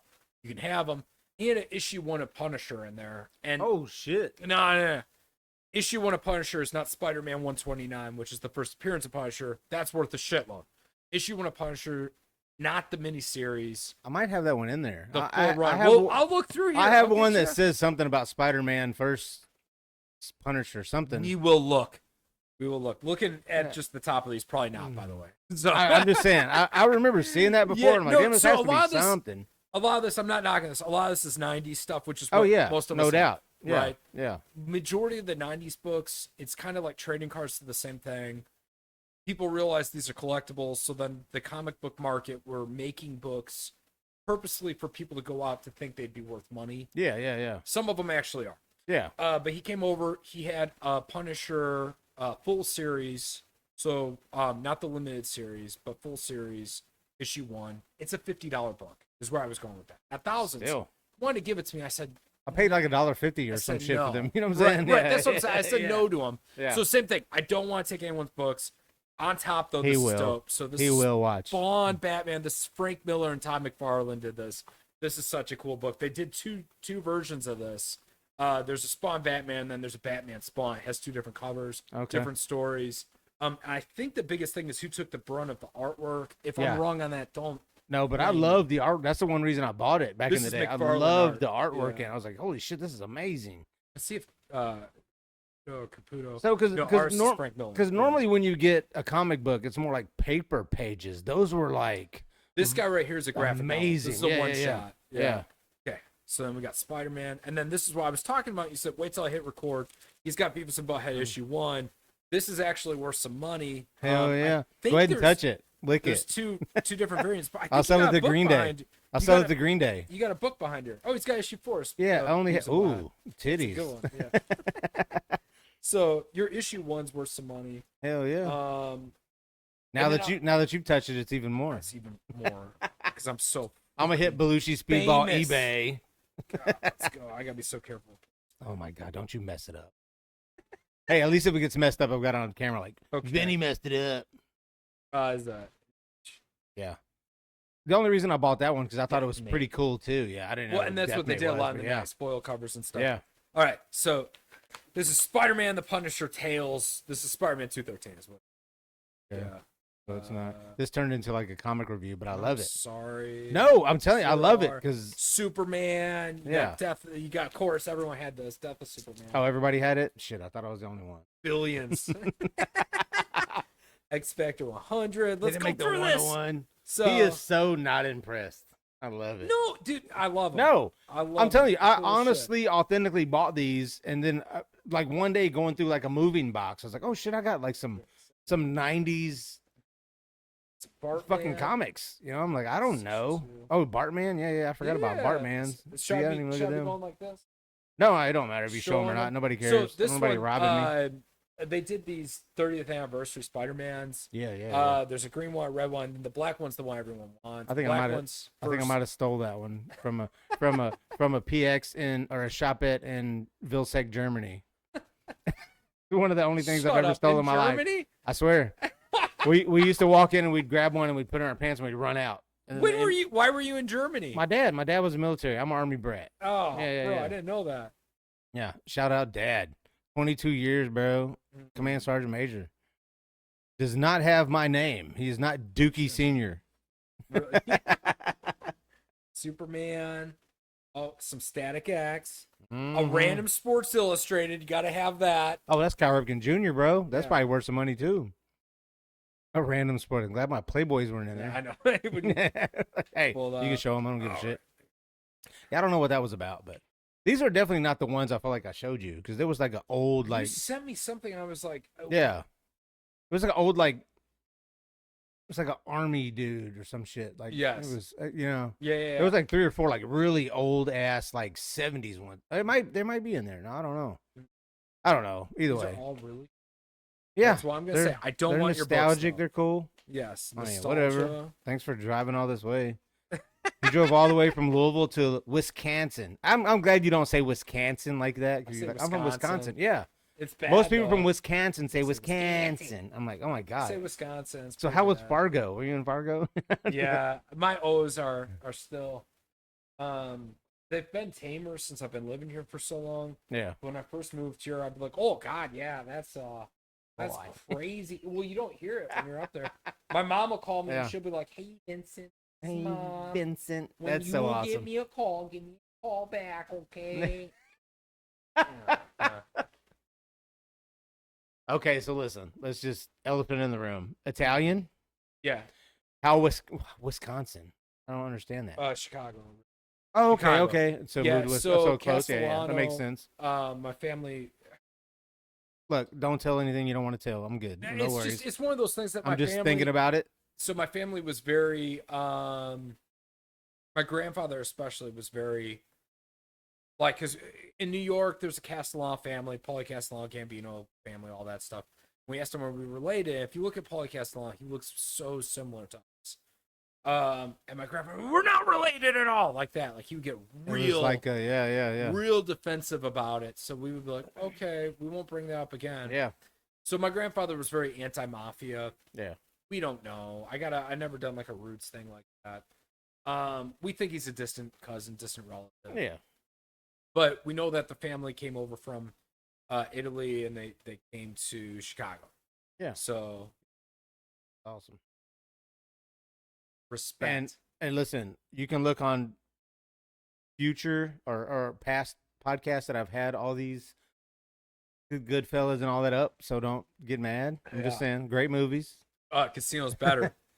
Dude, like I said, we talked about that a minute ago. Yeah. Yeah. I'm It's still torn because adamant. I'm like, damn, yeah, it's relevant. I gotta add that to the better. Than my daughter's What- got my phone now. What was the new De Niro Pesci shit, what was that movie? They did a lot of CGI on him, make him look younger. I didn't see it. You haven't seen it? What was it called? I can't remember. But yeah, I mean, it was good, but it's not what I was expecting. Is it a Scorsese film? Yeah, I think so. Wow. I think so. Don't quote me on that, but I think so. Yeah, because I'm just kind of like, damn. Me and my buddy Right. talked about this the other day. I love Terminator 2. Top 5 favorite movie. Mm-hmm. Okay, and I'm a part No of doubt. a meme page called the Terminator Lava Factory, Oh and shit! it's just Shout out. it's just Terminator 2 memes. Hell yeah! And Sarah Connor's face from Terminator, just getting banged. Yeah, which it never failed. If you were watching that movie, your parent Right. would walk in and she'd be like, Yeah. Yeah. You're like, oh shit. yeah. But it's James Cameron that did that, right? Isn't that right? He did Avatar and all that shit. Am I getting the name right? Had a few race car beers. On Maybe. the spot. The Who director cares? of Terminator. Yeah, the director of Terminator. Well, he went. That's why so I need a heavy- research guy. Like He went so back that heavy shit into up. the CGI stuff. Yeah, Jamie, keep pulling Jamie, damn it! Come on, And Jamie. he'd be like, Oh yeah, hold on. yeah, hold that on. was James Yeah, Cameron. yeah. Yeah. Hold on. Puff on a cigar. Yeah. Crazy, man. Hey, if Rogan go for Really. like 2 hours, we can. Yeah. Cause let's go. I don't give a shit. Yeah. Your God. kids have calmed down. They Everybody have. I seems gave like her they're my chilling. phone. That chilled her out. Yeah, I put Rebecca on I'm for just Olive kidding. on YouTube, and I gave her Nastia. Nice. So little tablet Right. babies. So I'll be So- sleeping in a minute. Yeah, but we were talking about and I want to know how you feel about this, dude. But so like musicians, once they get really good at their craft, and and they make a bunch of money and stuff, it becomes almost like a copy paste the formula, and Yeah. it loses the edge that it once had. And I feel like directors have gotten that way. Also, I feel like Scorsese has gotten like, Yeah. And so like a little bit backstory context on me growing up, and this is why I talked about the death of my father. My dad was so good to me. And my parents divorced when I was 3. Every weekend, every other weekend, Thursday night, because we'd be short on time. Once a week, we'd go see a movie in the theaters, and I'm not kidding. From the '90s on up, he didn't care. He'd take me to every R-rated movie. I saw Eyes Wide Shut when I was like 9. Like, he'd fall Hell asleep. yeah. He'd fall asleep in the movie theater, and we'd be traumatized. You know, Yeah. I mean, watch something crazy. Yeah. But Builds character. Builds character. I've seen my fair share of movies. Is where I was going with this. I've seen a lot of stuff Hell yeah. in the 90s and early 2000s. So I feel like I have a good kind of pulse on this. I feel like the big names, any of them, Steven Spielberg, they lose what made their original film special. Yeah. Because they've gotten so good at their craft and they have so much budget that they can do whatever they want. Yeah. That it becomes almost too cookie cutter. I don't know if that makes Yeah, sense. cookie cutter. Yeah, for sure. You know, That's a great, cookie cutter. No doubt. Yeah. And part of the art is, how do you make this thing on a limited budget? Yeah. Or how do you let's try something new. We've never done this before. We lose some of our edge. Yeah. You know, good example of that's like, I don't know, Metallica, you know, Iron Maiden. You know, everyone's got their peak albums on it, but it's kind of like, well, they're not starving anymore. Yeah. You know, it's hard to write this music when you're not in your Yeah. And that's something with Belushi, I guess I've always tried to keep a pulse on. I've had a lot of people ask me, like, hey, write a song about Phineas and Ferb, write a song about Beyblades, like, let them rip. And I was like, oh, yeah, I'll do that. And I had it in my notes, and then I stopped and I thought, I was like, no, a lot of what I write with Belushi is nostalgia for my childhood. I watched Phineas and Ferb. I'm not going to write a fucking song about something I've never seen. That was the series I was telling you my son watched. SpongeBob, Phineas and Ferb. Yeah. We did like the Disney thing with him where he had to do like cases and like he was Phineas and Ferb. Yeah, Disney. You said penguin. Yeah. Platypus. Yeah, platypus. Yeah. Okay, so I've seen a episode of Phineas and Ferb. Yeah. Now there's cartoons that I've watched since because of my daughters. Yeah. It'd make more sense for me to write a song about Muffin from Bluey than to, right. You know what I mean? Than to sit there and write Phineas and Ferb stuff I'm actually watching. Yeah. You know what I mean? It'd be funny, like she's up there watching Rebecca. It'd be funny to write a song about. I don't. If you know who Rebecca is on YouTube. I was about to say, I have no idea. That's Dude, why I'm like, that's my ex-wife's name, so I'm twitching every time you say it. Good name. You call her Becky? I'm just kidding. Yeah, I'm like, wait, no, shit. Yeah, no, Rebecca up there, she exploits her family. It'd be Jamie, funny bring me another shot. Yeah. Oh, there she is. She's so much teeth. She's this blonde, and her husband are just exploiting their kids. And my daughters love watching it. And is this like a Disney, no, YouTube? It's like a YouTube? What is it? But it's like a kid's show for YouTube, but like, damn. But it's straight like, I don't know. So it'd be funny to write that from my perspective. Oh yeah. But I'm not gonna write stuff I don't know about. Yeah. And I guess that's kind of where that edge comes from when you're as a musician, you're writing, you know, Metallica, you're writing music about being hardwired. We're so fucked. Like, yeah. Talk about your gold mansion. After a while, yeah. That's always been the thing. That's when we went to see Rage Against the Machine. We were at the show in Chicago. When was Zach? That? When Zach tore his Achilles. We were at decade. I need at context, that show. Dookie. 2 or 3 years ago, Rage came back and went on tour. Okay. Zach and Tom Morello and the original band got together, and they did a tour with Run the Jewels. And my girlfriend surprised me with tickets to Chicago. And the first Chicago show sold out, so they did another one. But we had tickets to the first one. Oh yeah. Yeah, and it was we went to Chicago, you know, stayed in a hotel, whatever. And they were bucket list. Like, I want to see the original Rage. I don't want to see Prophets of Rage, which I did. You know, one of my top 2 interviews ever. Chuck D. Oh, shout you out. Chuck D? Yeah, we'll talk about it later. But yeah. Chills. My nipples just got hard. But we were at the show when Zach was like, I can't remember what song it was. So Run the Jewels started. Killer Mike and LP, they did their thing. Rush. Like, hell yeah. Love them. And then Rage started, maybe third song, but like I said, I don't remember what song it was, but it was so amazing. And then like you see him get carried off, and we're like, damn, what the hell happened? Of course, Tom Morello was like, shit, he just stepped up and kept playing. Like, who better to fucking play the guitar while you're in a, like, what's going on type shit than Tom Morello, you know what I'm saying? Mm-hmm. So we're sitting there, and then 2 guys carry Zach back out, and they put him like on a stool, and he's like, guys, I just something in my knee or something. And he goes, my Achilles, my calf, something just ripped. But we're going to finish this show. And we're like, hell yeah. Yeah. And then he did the next Chicago show and maybe did the next one after. And that's when they had to cancel because he couldn't do it. You know, Yeah. bro, that's no joke. Anything in your, below your knee and shit. Nothing to fuck with, but right. Still, I'm like, I'm glad I got to see it. Like, No, it was pretty dope. absolutely. That's Yeah. a bucket list for me. Yeah. Yeah, 100%, man. Metallica was for me. I Glad got you to see weren't them there. later in life. The day I bought, me and my wife, I surprised her. I got her tickets to go see Metallica.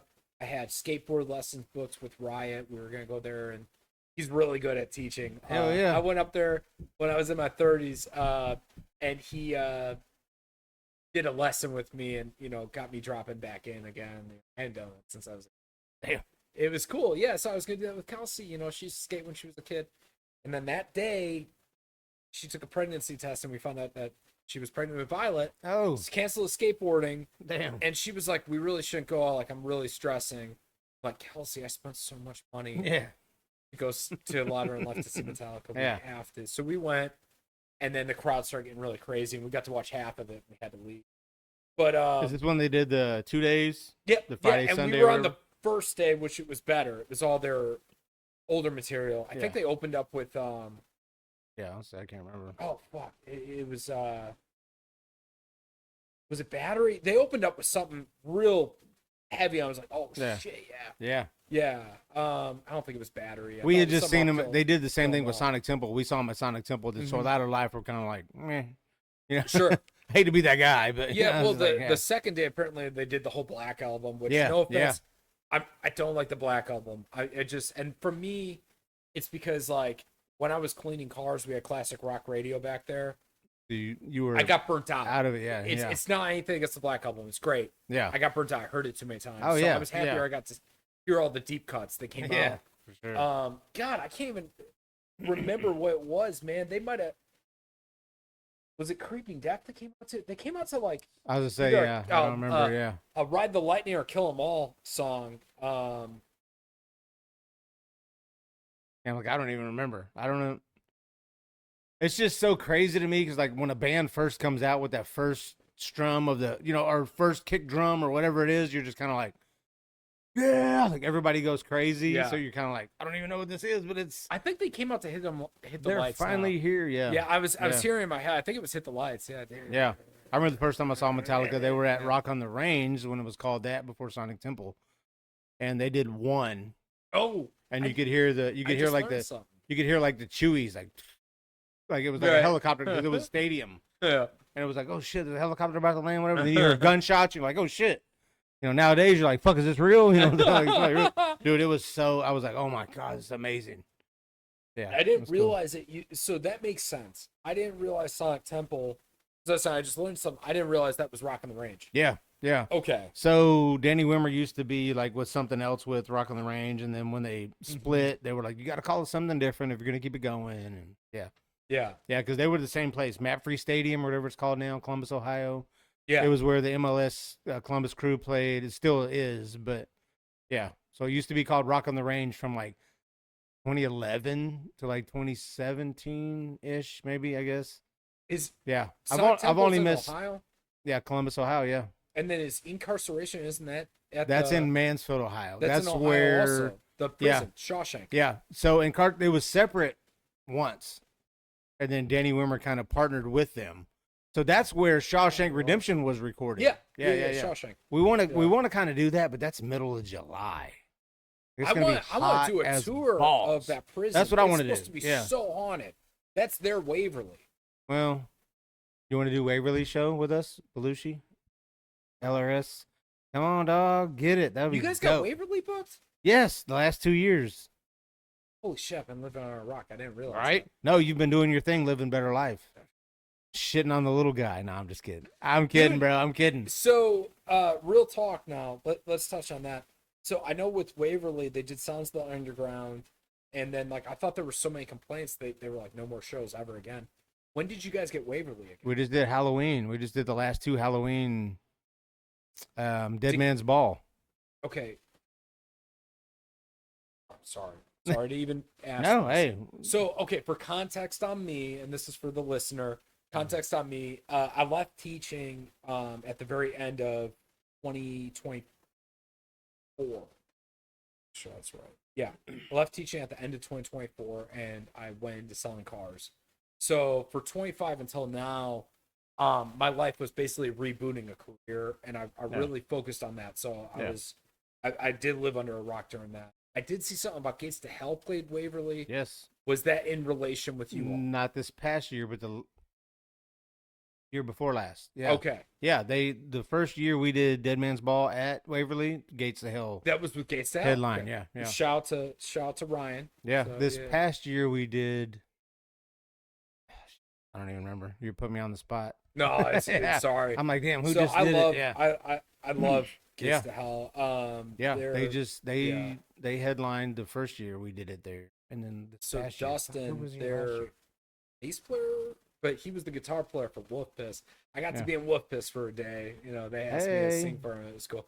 But dude, I'm so happy that band popped off and blew up the way they did because, for one thing, Ryan really put in a ton of work with everything he did with Spinelli's on the Spinelli shows. Yeah, which was very big on Belushi getting our kind of footing. But also Dustin was in something like, God bless, 7 bands or something like that. He was doing really, really well and like playing in all these bands. I'm like, how do you keep the music straight? right. That's all I do. And so I'm glad that they're, yeah. I'm like, how the hell do you show up to a venue and you're like, what song are we playing next? Yeah, I'd be so confused. Well, they're all Gates to Hell in now, but he was in a bunch of stuff. Yeah. So God, he was in Vader Bomb. He was in like we're gonna do like local bands. Throwback. Glob, Wolf Piss, Vader Bomb, Gates to Hell. Oh God, was it Zenith? There was another that's 5 right there. That in 1 year I watched them all play. Yeah. Yeah. So and that's one dude like holy shit. Yeah. Very that's talented. wild. And then Seth crushes. Seth plays guitar for Gates to Hell, but Seth is an incredible drummer also. Yeah. So. Yeah, I remember we were like right before we were setting up in Waverly, and I remember where do they you were all like set up when you play? Are you in the woods? No, it's in Waverly. It's in the. Whoa, your eyes just got big. Shit. It's inside the actual building. Yeah. So if you come, if see that's what's hard and to I guess explain. that's because they did Sons of the Underground, the woods. So I guess that's how you all didn't get the noise complaints as much. Yeah, they just went inside. Yeah. Holy shit. So Gates to Hell, we got some complaints from the owners because they were like, "Oh, let's not. This is upsetting the spirits." Like, oh shit. Yeah, we booked a band called Gates to Hell. What the hell? Yeah. I'm like, why not? This is amazing. Oh yeah. Oh, but it was a good fucking turnout both years. I'm telling you, it was amazing. I'm just so pissed off that I can't remember who the headliner was this past year because I was outside selling pizzas all night. Yeah. But under a rock, Louisville. I'm sorry, yeah. I had no idea. Yeah, no, yeah. Inside Waverly. Yes. God bless. So, good for you guys. That is if too you cool. walk in, there's 3 different ways to go in. I only know one way. Yeah. All ghosts. I don't want to go near it. Yeah. So if you go in, there's one way I think when they have the haunted house. Yeah. You go in and then they have these actual caskets that you can get in. It's virtual. You can see people can see you. They kind of move. You know what I'm saying? They bounce around so they pisses you off. Pisses me off, but I didn't do it. But so when you go in, the main ticket window, I guess, is here. Mm-hmm. If you go through that hallway where you start the tour, there's another hallway that kind of ventures off, and then we have the stage back there. So it's like a concert hall type of thing. Sure. Yeah. So we have the main stage there. We had the bands there, and then we have the, no seats. You're just standing. Yeah, of course. Start on mission. Yeah, God, that's really cool. Oh, it's dope. You guys should play it. Let's book it. Dookie. Let's do it. Come on, man. All right, I'll check my schedule. I'll check my schedule. Yeah. Check your schedule. Hey. No, it is really cool. I love Waverly so much. Yeah. Listen, Belushi could just play. We'd be like, we got one band, Belushi Speed Ball. And we'd sell the fuck out, and it'd be amazing. And I would get on stage and sing Dookie, the single with you. Yeah, once I write No, I can't sing, bro. Yeah. I'm not. No. Neither can I. I'd get up. Shut up. I'd get up there and I'd just be like, yeah. And then I would pretend to crowd surf, but I would jump behind the barrier and then I'd run off to the side. Are you in Ace Ventura or you just? No. Yeah. Dude, I'm about to be 48 this May. I can't jump off a let's stage. talk about that really quick. So I can't. let's talk about that real quick. I'm 36, right? So I'm not far behind you. I'm almost in the 40 club. And when I started Belushi, I was 23. And I used to, oh my god, I'd lay on the ground, they'd bury me in shit, roll they'd around, jump on me, and I get all fucked up. And it was always a fight to keep our gear rolling. And back then, I was playing guitar. Yeah, with Belushi, I was doing guitar, and I'm at a very fortunate time in my life where I just get to do vocals. The dream. What would you call it? The worms or something? What would you call it? Nightcrawlers. Nightcrawlers. Yes.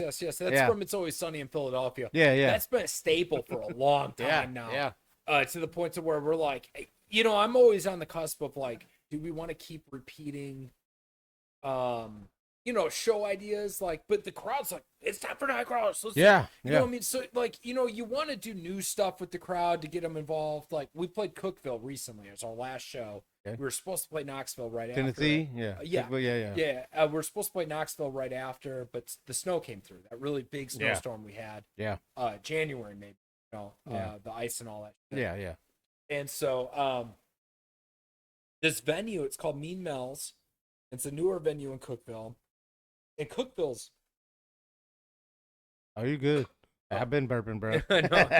Cookeville's kind Can't of race car beers. It's a weird town to where you got Tennessee Tech's out there, so you got kind of like this college town vibe, but then there's like nothing, and then there's a shopping center, and then nothing. Yeah. And so we're in like this weird shopping center, and there's a graveyard in the parking lot, dude.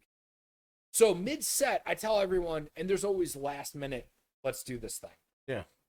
We go out and we do a seance in the graveyard mid-set, and I play them the new song off of our new album that no one's ever heard yet. Okay. Play it off of my phone, and we're all out there being weird and doing graveyard stuff, and then we run back into the venue. So it's man, it's always that's something new that you want to do with the crowd. Like, hey, let's go do this thing, right? Yeah. But then there's old shticks that you've done before to where Nightcrawler is a big one. Everyone's expecting. Yeah. Right. Yeah. We always do crowd involved. Yeah. An old school one we used to do if the turnout's not the best is we take them in the back. We'll play Bloody Mary. But it'd be some form of like whoever was famous in that town that died. So like we played the bowling alley, West Side Bowl in Youngstown, Ohio. And President Garfield's from Youngstown, Ohio, I think, or McKinley.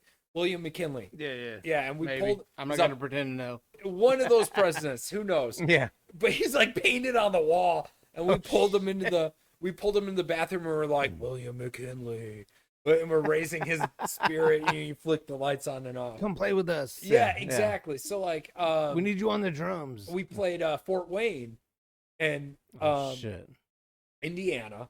Yeah. Fort Wayne, Indiana, and I don't know if you know this. But we were driving around. We stopped. I said, holy shit, did you guys just see that sign? There's a sign for Johnny Appleseed's grave. Oh, my gosh. I thought he was a make-believe person that you learn about in kindergarten. Like, there's this guy who wore a pot in his head. And I'm sitting here trying to think, like, all these, you said that. I was like, oh, shit. Stop and we go to a liquor store and get apple ciders so we can go pour apple cider on Johnny Appleseed's grave. And we go to Johnny Appleseed's grave, right? And this part of Belushi. One for my homies. Yeah, we did. We're like, pour one out for my homie. Derek does it. Pour one out for my homie Johnny Appleseed. And he pours the apple cider out. There's a real Johnny Appleseed grave in Fort Wayne. Shit. And there's an apple tree growing over it. And there's apples everywhere. And they taste so sour and they're so shitty and small. But this is a real fucking thing. Yeah. So then. R.I.P. Johnny Appleseed. We have this idea of what we're going to do during the set. And that's like, all that's out the window. We got to do the whole Johnny Appleseed theme. Yeah. We're fucking going to talk about this thing. And I'll never forget. Throwing apples in the crowd. At the end of the set, a fan comes up to me and we're selling merch. And he goes, hey, by the way, like, Johnny Appleseed wasn't a good guy. Oh, shit. Wasn't a good guy. You really shouldn't have done that. I'm like, oh, really? He's canceled? Wow. Johnny, this person that 5 minutes ago I thought was make-believe. Yeah. Is a canceled historical and your whole figure. Town is like glorifying it. What the hell? Yeah. What the fuck? Yeah. Yeah. Holy shit. Oh, okay. He wasn't a good guy. Well, I didn't know him. Let's move on. Like what? what are we doing? Like, you shouldn't, it's Yeah. too far. When you brought Sorry. up Johnny Appleseed, Yeah. that was too much. You lost the crowd, bro. Yeah, it was like I was in the back. I was like, oh, Yeah. you bring up Johnny Appleseed? Yeah. Yeah. Yeah. That's like the whole movie thing. Like I said, we talk about movies a little bit, but Yeah. the new Robin Hood is supposed to be like Johnny Appleseed. no, Robin Hood was not good. I'm like, what? He didn't rob from the poor or the rich to give to the poor, and they're like, He robbed no. from the poor and gave to the rich? No, they were like, he just robbed from the rich, but then didn't give to the poor. He just kept it. And I'm There's like, a new Robin Hood movie? yeah, there's like a Bro, I stopped who's following supposed to that be- saga I know. since- I'm like, Since Men was in there one Tights. after Kevin Costner? Because I don't fucking know. Men in Tights? Mel Brooks, dude. Oh, that was comedy though. It They was were gonna so make fun. good. It was great, but it So was, good. I'm talking about like a realistic, like That was you're realistic to you're me. supposed to, give me a different scenario. But, yeah, and I'm like, no. So now is it Hugh Jackman? I want to say Hugh Jackman might be it, Oh, but dude. it's called. It might be called Still Robin Hood or some shit. Deadpool Wolverine. I've Still seen in that one. Still in Hood or something. I don't know. He no, just I'm telling you, robbed. I'm honest. Yeah, Robbed like, and kept somebody it. robbed Robin Hood. We're No. canceling him. No, look, I do have this thing on my podcast where I tell people if your phone rings or you get a text, you have to read it out loud. My daughter's got my phone, but I know, right? I'm scared because I hear her running up and down up there, so I'm sure it's snapped in half. Oh, this is just a picture. Is Just got a Ashley picture. okay? She's listening Yeah, like yeah, it's she's just good. Yeah. trample up there. No, she's probably in the bed still laying down, but Good for her. no. So I do normally tell my guests. I forgot to tell you that, but I'm like, yeah. So one thing I'm like on my podcast, like if I see you look at your phone, you got a text or a call, you have to take the call online or Yeah. on air, or at Or least it. read That the was a text. photo? Yeah. She sent a photo from last night from a friends of ours from the Mr. G's thing. I'll show you afterwards, No, or I'll it show you seems now. pretty- You want me seems to show? pretty tame. Yeah, I mean it wasn't bad. Like, I mean, I got to be obligated to do it too, right? If I expect the guest to do it. My phone didn't ring; it was just a text. Yeah. Like she should have been like, yeah, one of his daughters has the other one in a full Nelson. I'm like, Dude, bet. Tell her to tap out. What the fuck is going up there? No, God no. bless. I'm hey, sorry, man. it's no, hey, bro, it's all love, man. I'm not worried about sorry, that. I'm ruining the People, podcast. people probably can't even hear that, but if they can, fuck it, Our who cares? fans, I'm sorry. My daughters will run upstairs and Listen, I'm such a Listen. piece of shit. the next time I have you on, if you don't happen to have to bring them, we'll have somebody upstairs running around. Yeah. just for We'll shits and do it in giggles. Waverly and then Just you'll for hear the shits and- ghosts, spirits. Don't I'll text Skinny J right now and be like, Can we do a Well, shit. podcast at Waverly? yes, we can make that happen. I promise you. I want to hire actors to scare us. Set like No, burst out of places. Like, ah! no. So look, I don't know if you're familiar with this band called Trash Devils out of Glasgow, but I've had them on. Glasgow. And- Where's Glasgow? A little bit. It's probably about 45 minutes south of here. Oh, I Glasgow, just wanna say, Kentucky. I'm It's not still Kentucky. familiar. Great Yeah. name. Trash Devils. Great. name. Glasgow. Oh yeah. Good Oh, name. Shout name. out. Oh, they're familiar with Belushi Speed Ball, so they'll appreciate that. But Good when name. they were here, they were all three sitting on the couch. Mm-hmm. Dean, Sparky, and Wade, and I was going, no, and they were like, "What the fuck?" And I was like, "Hey, sit down, bro, talk." And they were like, and dude, I was pretending somebody You was had him coming convinced the ghost from was the here? hallway. Yes, I was like, no, and dude, they were scared shitless the whole time. But this is one of the things where my cameras weren't working because I have these top-notch cameras now, but the other cameras were shitty and they didn't pick up, so I only do audio. But it was still funny because people were like, "Well, getting this vision." Like they were like, "I'm like, hey, sit down, bro," and they're like, "What?" And they're like, "Who's back there?" I'm like, "Nobody, The sit down." ghost, Just imagine. It's Jamie. That is so funny that you said that. Yeah, let's But- do it. We'll podcast at Waverly. I'll just be too scared to talk. I'm like, Vinny, you talked so much the last time, I do love to talk. I do. bro. I love it. Good. I hope you do. Cause listen, that's You what I hurt told. my feelings the first interview. You're like, No. "Damn, Vinny, let the other guys talk about selling tickets." No, or whatever because the they fuck didn't want they're to talk. Let them talk about selling tickets. No, and, because they had told me and, like and who should not be named. they were like, he's Fucking girlfriend throwing diapers. Let at him and talk. shit. Let him, he was in an abusive relationship. No. And he's here. Let him talk. no.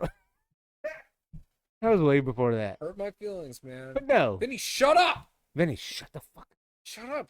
You're taking too much of their time. Listen, I know they were shell shocked. You weren't. That's what I love about you. They were kind of like, oh shit, we're in the LRS studio. I'm like, bro, this isn't the original. This is the new. The one fucking story. thing. I mean, this. I don't care that the podcast. Yeah, They were talking about the importance of fucking bands selling tickets. I'm like, are you your fucking mind? That's not a thing. Yeah, That's not a thing. Shut up. yeah. Yeah. Because they didn't know. Yeah, No, they didn't no, know. no. They didn't know. Yeah, you're not used to some shady promoter fucking forcing you to sell tickets. You gotta sell tickets. Yeah. And of course, I was like, all right, let's get back to music. Yeah. Like, real quick, like, let's go. Vinny, shut up. Let them talk. No, because when they talked, I was kind of the same way. I was like, would you say something, please? Yeah. Trust me, I was saying, like, fuck. Like, I mean, you dude, were the only high point from the interview. I mean, listen, Thank they you. weren't bad, but they were key No, we're points not where they were talking like, shit. come on We're now. not- No First doubt. interviews, probably. Dookie, Yeah. you were the Bet. high point for me during. Oh, thank you. I don't believe you, but you're here now, so I kind of have to believe it. No, dude, man. Oh yeah, I like you. You came down to the mosh cave and Mosh you Cave. like it? The one thing You that like it? surprised me, I will say this during that interview. Oh, shit. Because we're in like a radio. You did say this, asshole. I remember this. Go ahead and say it. It might not be what you're thinking. I was no. just, Go ahead. I was surprised with your voice Oh. turning into Oh. the radio voice. Oh. What do you think I was gonna say? Listen, I always remember because you were like, bro, you didn't say a lot. Oh yes, I remember that, and I was like, yes. fuck, is he fucking with me? Because did I say a lot? No. Because that is my. I did say that. to Yes, you. I remember. See? That's what I was. Bro, talking 'cause about. I was like- I was so surprised by your radio voice to where I can't stand listening to podcasts and radio people that are like, because you don't know what the fuck you're going to say next. Did I say a lot? Be in this real. podcast? No, you. No. I hope not. I always remember I that. was really impressed with you, and I compliment you on that. Yeah. Because I teaching. always remember that. and- Yeah. Oh, that's cool. Dude, I always remember that. But that's what I meant. I was really impressed with. Like, yeah, you but I couldn't turned tell it if you're on. fucking with me because I was like, this motherfucker, he's No. fucking with me. No, because most. I even people- listened back. I was like, did I say a lot or 'cause No. listen, a lot. Dude, I listen. It's natural for them Oh. to do it. Videos. I Because that almost means said, they're "Oh." not prepared what they're going to talk about. Well, Just be yourself and talk. I don't know. I say a lot during my conversation. Well, because listen, if That's I what I'm saying. if I There's- ask you something and you're trying to reach back, like, let me see if I Yes. remember. You Good know what I'm point. saying? Good point. As a radio host or a podcast host, you shouldn't be like, Oh. So let's talk about remember that one because I count shit. I'll watch shit and I'm like, I'm counting them. If you get to 5 in like 10 seconds, fuck Yeah. you. I'm not watching your shit. I swear I turned it off. I'm like, I no. feel like now we're gonna listen back. Now I'm being conscious. It's like blinking. But it's not it's- about it's you. You're the guest. I get that. As a host. As a host. You shouldn't be like, so next, we're gonna hear some Belushi Speed Ball. It's like you're reading. Yeah. Or you're not prepared. Yeah. Be prepared, motherfucker. That's the way I always say. Because, dude, I also do sports radio. I don't know if y'all knew that. I see So- the Reds hat. And LRS 102 is about to be UFL Louisville Kings. You can tune in to LRS 102 and check out the Louisville Kings at Lynn Family Stadium. We're going to do a play-by-play. Me and Skinny J, play-by-play color What's- commentary. What is the Louisville March Kings? 27th. What is the Louisville Kings? Is that the name Okay. of it? So it's the UFL. It's not What's NFL. It's UFL? not FX. It's not XFL or NFL. It's like kind of like a. You don't know really. You're like sitting Again- here like guns. Like I don't go. mean to be. You're like a linebacker, bro. I don't mean to be. You know, No, I forgot that we got video here. you're a stout dude. Show them pecs, bro. Get it. I've been eating No. too much. No, those. Okay. Again. Okay. I just United said, I United said, Football League. Dwayne No. the Rock Johnson is Yes. a partner of this. Holy shit. Used to be XFL with Vince McMahon. Remember Back when the Jesse XFL? Body Ventura Yes. fought the Predator with No. Arnold Schwarzenegger. No. Look, I You just ummed said right You there. just said Count him. Count. No, so No, for real. again, this goes back to when I was talking about like living under a rock. Yeah. I had no idea that we had Yeah. amateur football coming here. Yeah, I mean, I would say it's semi-pro. I Semi-pro. mean, it's professional, Semi-pro, but it's not professionally NFL. Not It's not different league. NFL. I accidentally called it amateur, But and it I'm is sure these guys professional could football. Whip the shit out of me. They'd be like, "We'll show you amateurs." Yeah, what you doing? Yeah, watch this. Come sweet try baby out, watch. bitch. Yeah. yeah. God, look at me on Yeah. it now. No, yeah. So no, we've got some. There's some former NFL players. There's a lot of UK, U of L former college I had athletes no that idea. played. When yeah. did this happen? Look, I just said you did again. it. You God did damn it. it. Shit, I did it again. You weren't Because I'm expecting- trying to think. It's like blinking. Blink on I don't command. know when it started though. That's the thing. See, that's why I'm allowed to say. I get that. Yeah. I had no idea that Louisville had one of the Yeah. football teams coming here. So UFL's been a thing the last couple of years, but they got rid of a couple things. I said on purpose that time. They got rid of teams that weren't showing Initiative. Yeah, they were like, it's not going to work in this market. Let's try Louisville, Kentucky. Or I'm sure they said Louisville. Let's try Louisville, Kentucky. Let's try Louis. I've never heard 14th I've never Bill. heard Louisville. If I heard Louisville, I'd probably punch somebody. I used to call it Louisville. I wouldn't punch you now, bro. You're like, I know. I gotta stop. I gotta chill out. but no, yeah. So yeah, the UFL Louisville Kings coming to Lynn Family Stadium, where the soccer stadium's at. Oh, that's awesome. It's right by the skate park No, thing. I know where the soccer stadium. stadium is. Yeah. When the hell did this get Yeah. announced? Because no one told me. I haven't seen it on my Facebook. My Facebook feed for You gotta get everyone on that Facebook. knows is boobs. Boobs, booties, and No, that's it. Just Boobs. Yeah, it's bad. My daughter's got my phone. I'll show you my For You page on Instagram. It's bad. It's bad. I'll show my great. wife. I'm like, why is it like this? She's like, you that's fucking all asshole. you look at. Yeah. Yeah. Dick. It's not. I think it just knows I'm a man. Yeah. And then I'm like, oh, this is gross. Yeah. Who looks at this? Yeah. I have a daughter. Why are you doing this? You gotta really flip slowly through it. So my Facebook feed and my Instagram's really bad. My feed's really fucked up, and my algorithm's bad. It happens. I just no sports on there though. I know, right? And I love the Packers. I'm such a big Packer. As you And should be. football in general. It was You're so from fucking cool. Wisconsin. Yeah, one of the coolest things, we played Detroit a few months The ago. Lions. Yeah. We played Detroit, not the Packers. Yes, the Packers play Detroit twice every year. Yeah, because they're As in me. I don't play for the And- Packers, although yeah, I do say we the when fan we talk about our base. team. The fan base was cheering against their fan base. Yes, Yeah. that's not what I'm talking about. I'm saying Belushi Speed Ball played Detroit. Oh, okay. The band. I got you. My fault. The reason why I'm here. The band played Detroit, and Sunday it was me, Ben, our drummer, and Brian from Scrooge, my backup vocalist. We took two separate vans. The boys in the other van decided to go back early. We took the one van and we go, let's go eat in Detroit proper. Yeah. Let's go see Mom's Spaghetti, Eminem's restaurant. Hell We drive yeah. past it. We Yeah. always do every time we go. Yeah. And let's go eat in Detroit proper. So we go down there and it's packed. Yeah. I'm like, what the fuck's going on? I Google. I'm like, oh shit, it's Sunday. Hmm. The Lions are in town. They're Yeah. playing. Yeah. So we're like, let's go down to the Lions Stadium. We'll walk around it. So we walk around it. Game's going on. And we get around the back of the stadium. No one's there. There's a fucking window on the back of the Lions Stadium. I don't know if anyone knows this. It's on the opposite side where like the cops and all the private parking is. There's a window. And if you look through it, it goes straight down to the field.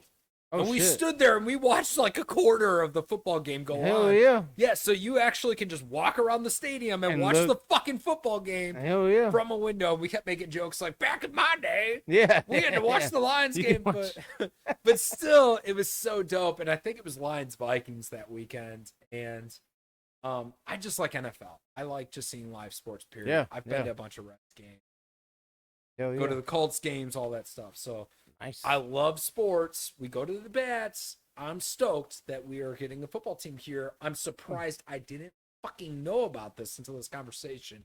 Due to the way my algorithm should be. We've shared it a lot. I mean, I'm Facebook just was saying. like, you're a pervert, that you don't care Yeah. about football. Here's tits. Yeah. Here's Titties. here's United Football Tits instead of Tits. League. Yeah. I yeah. do know about the lingerie. Pits. Oh, laundry. Yeah. That was the thing. MTV used to. Yes. But yeah. Yeah, it lasted a couple seasons. Yeah, I'm sure. Maybe. Probably. They in like 7 seasons. Sounds right. Telling me something? No. I Is it don't still know. going? I don't remember. MTV days was a whole different life. Was it VH1 or was it VH1? One of the two, I miss all the countdowns. right? I love Goodfellas, and it'd be all about mafia movies. Yeah, right. So, but let's see.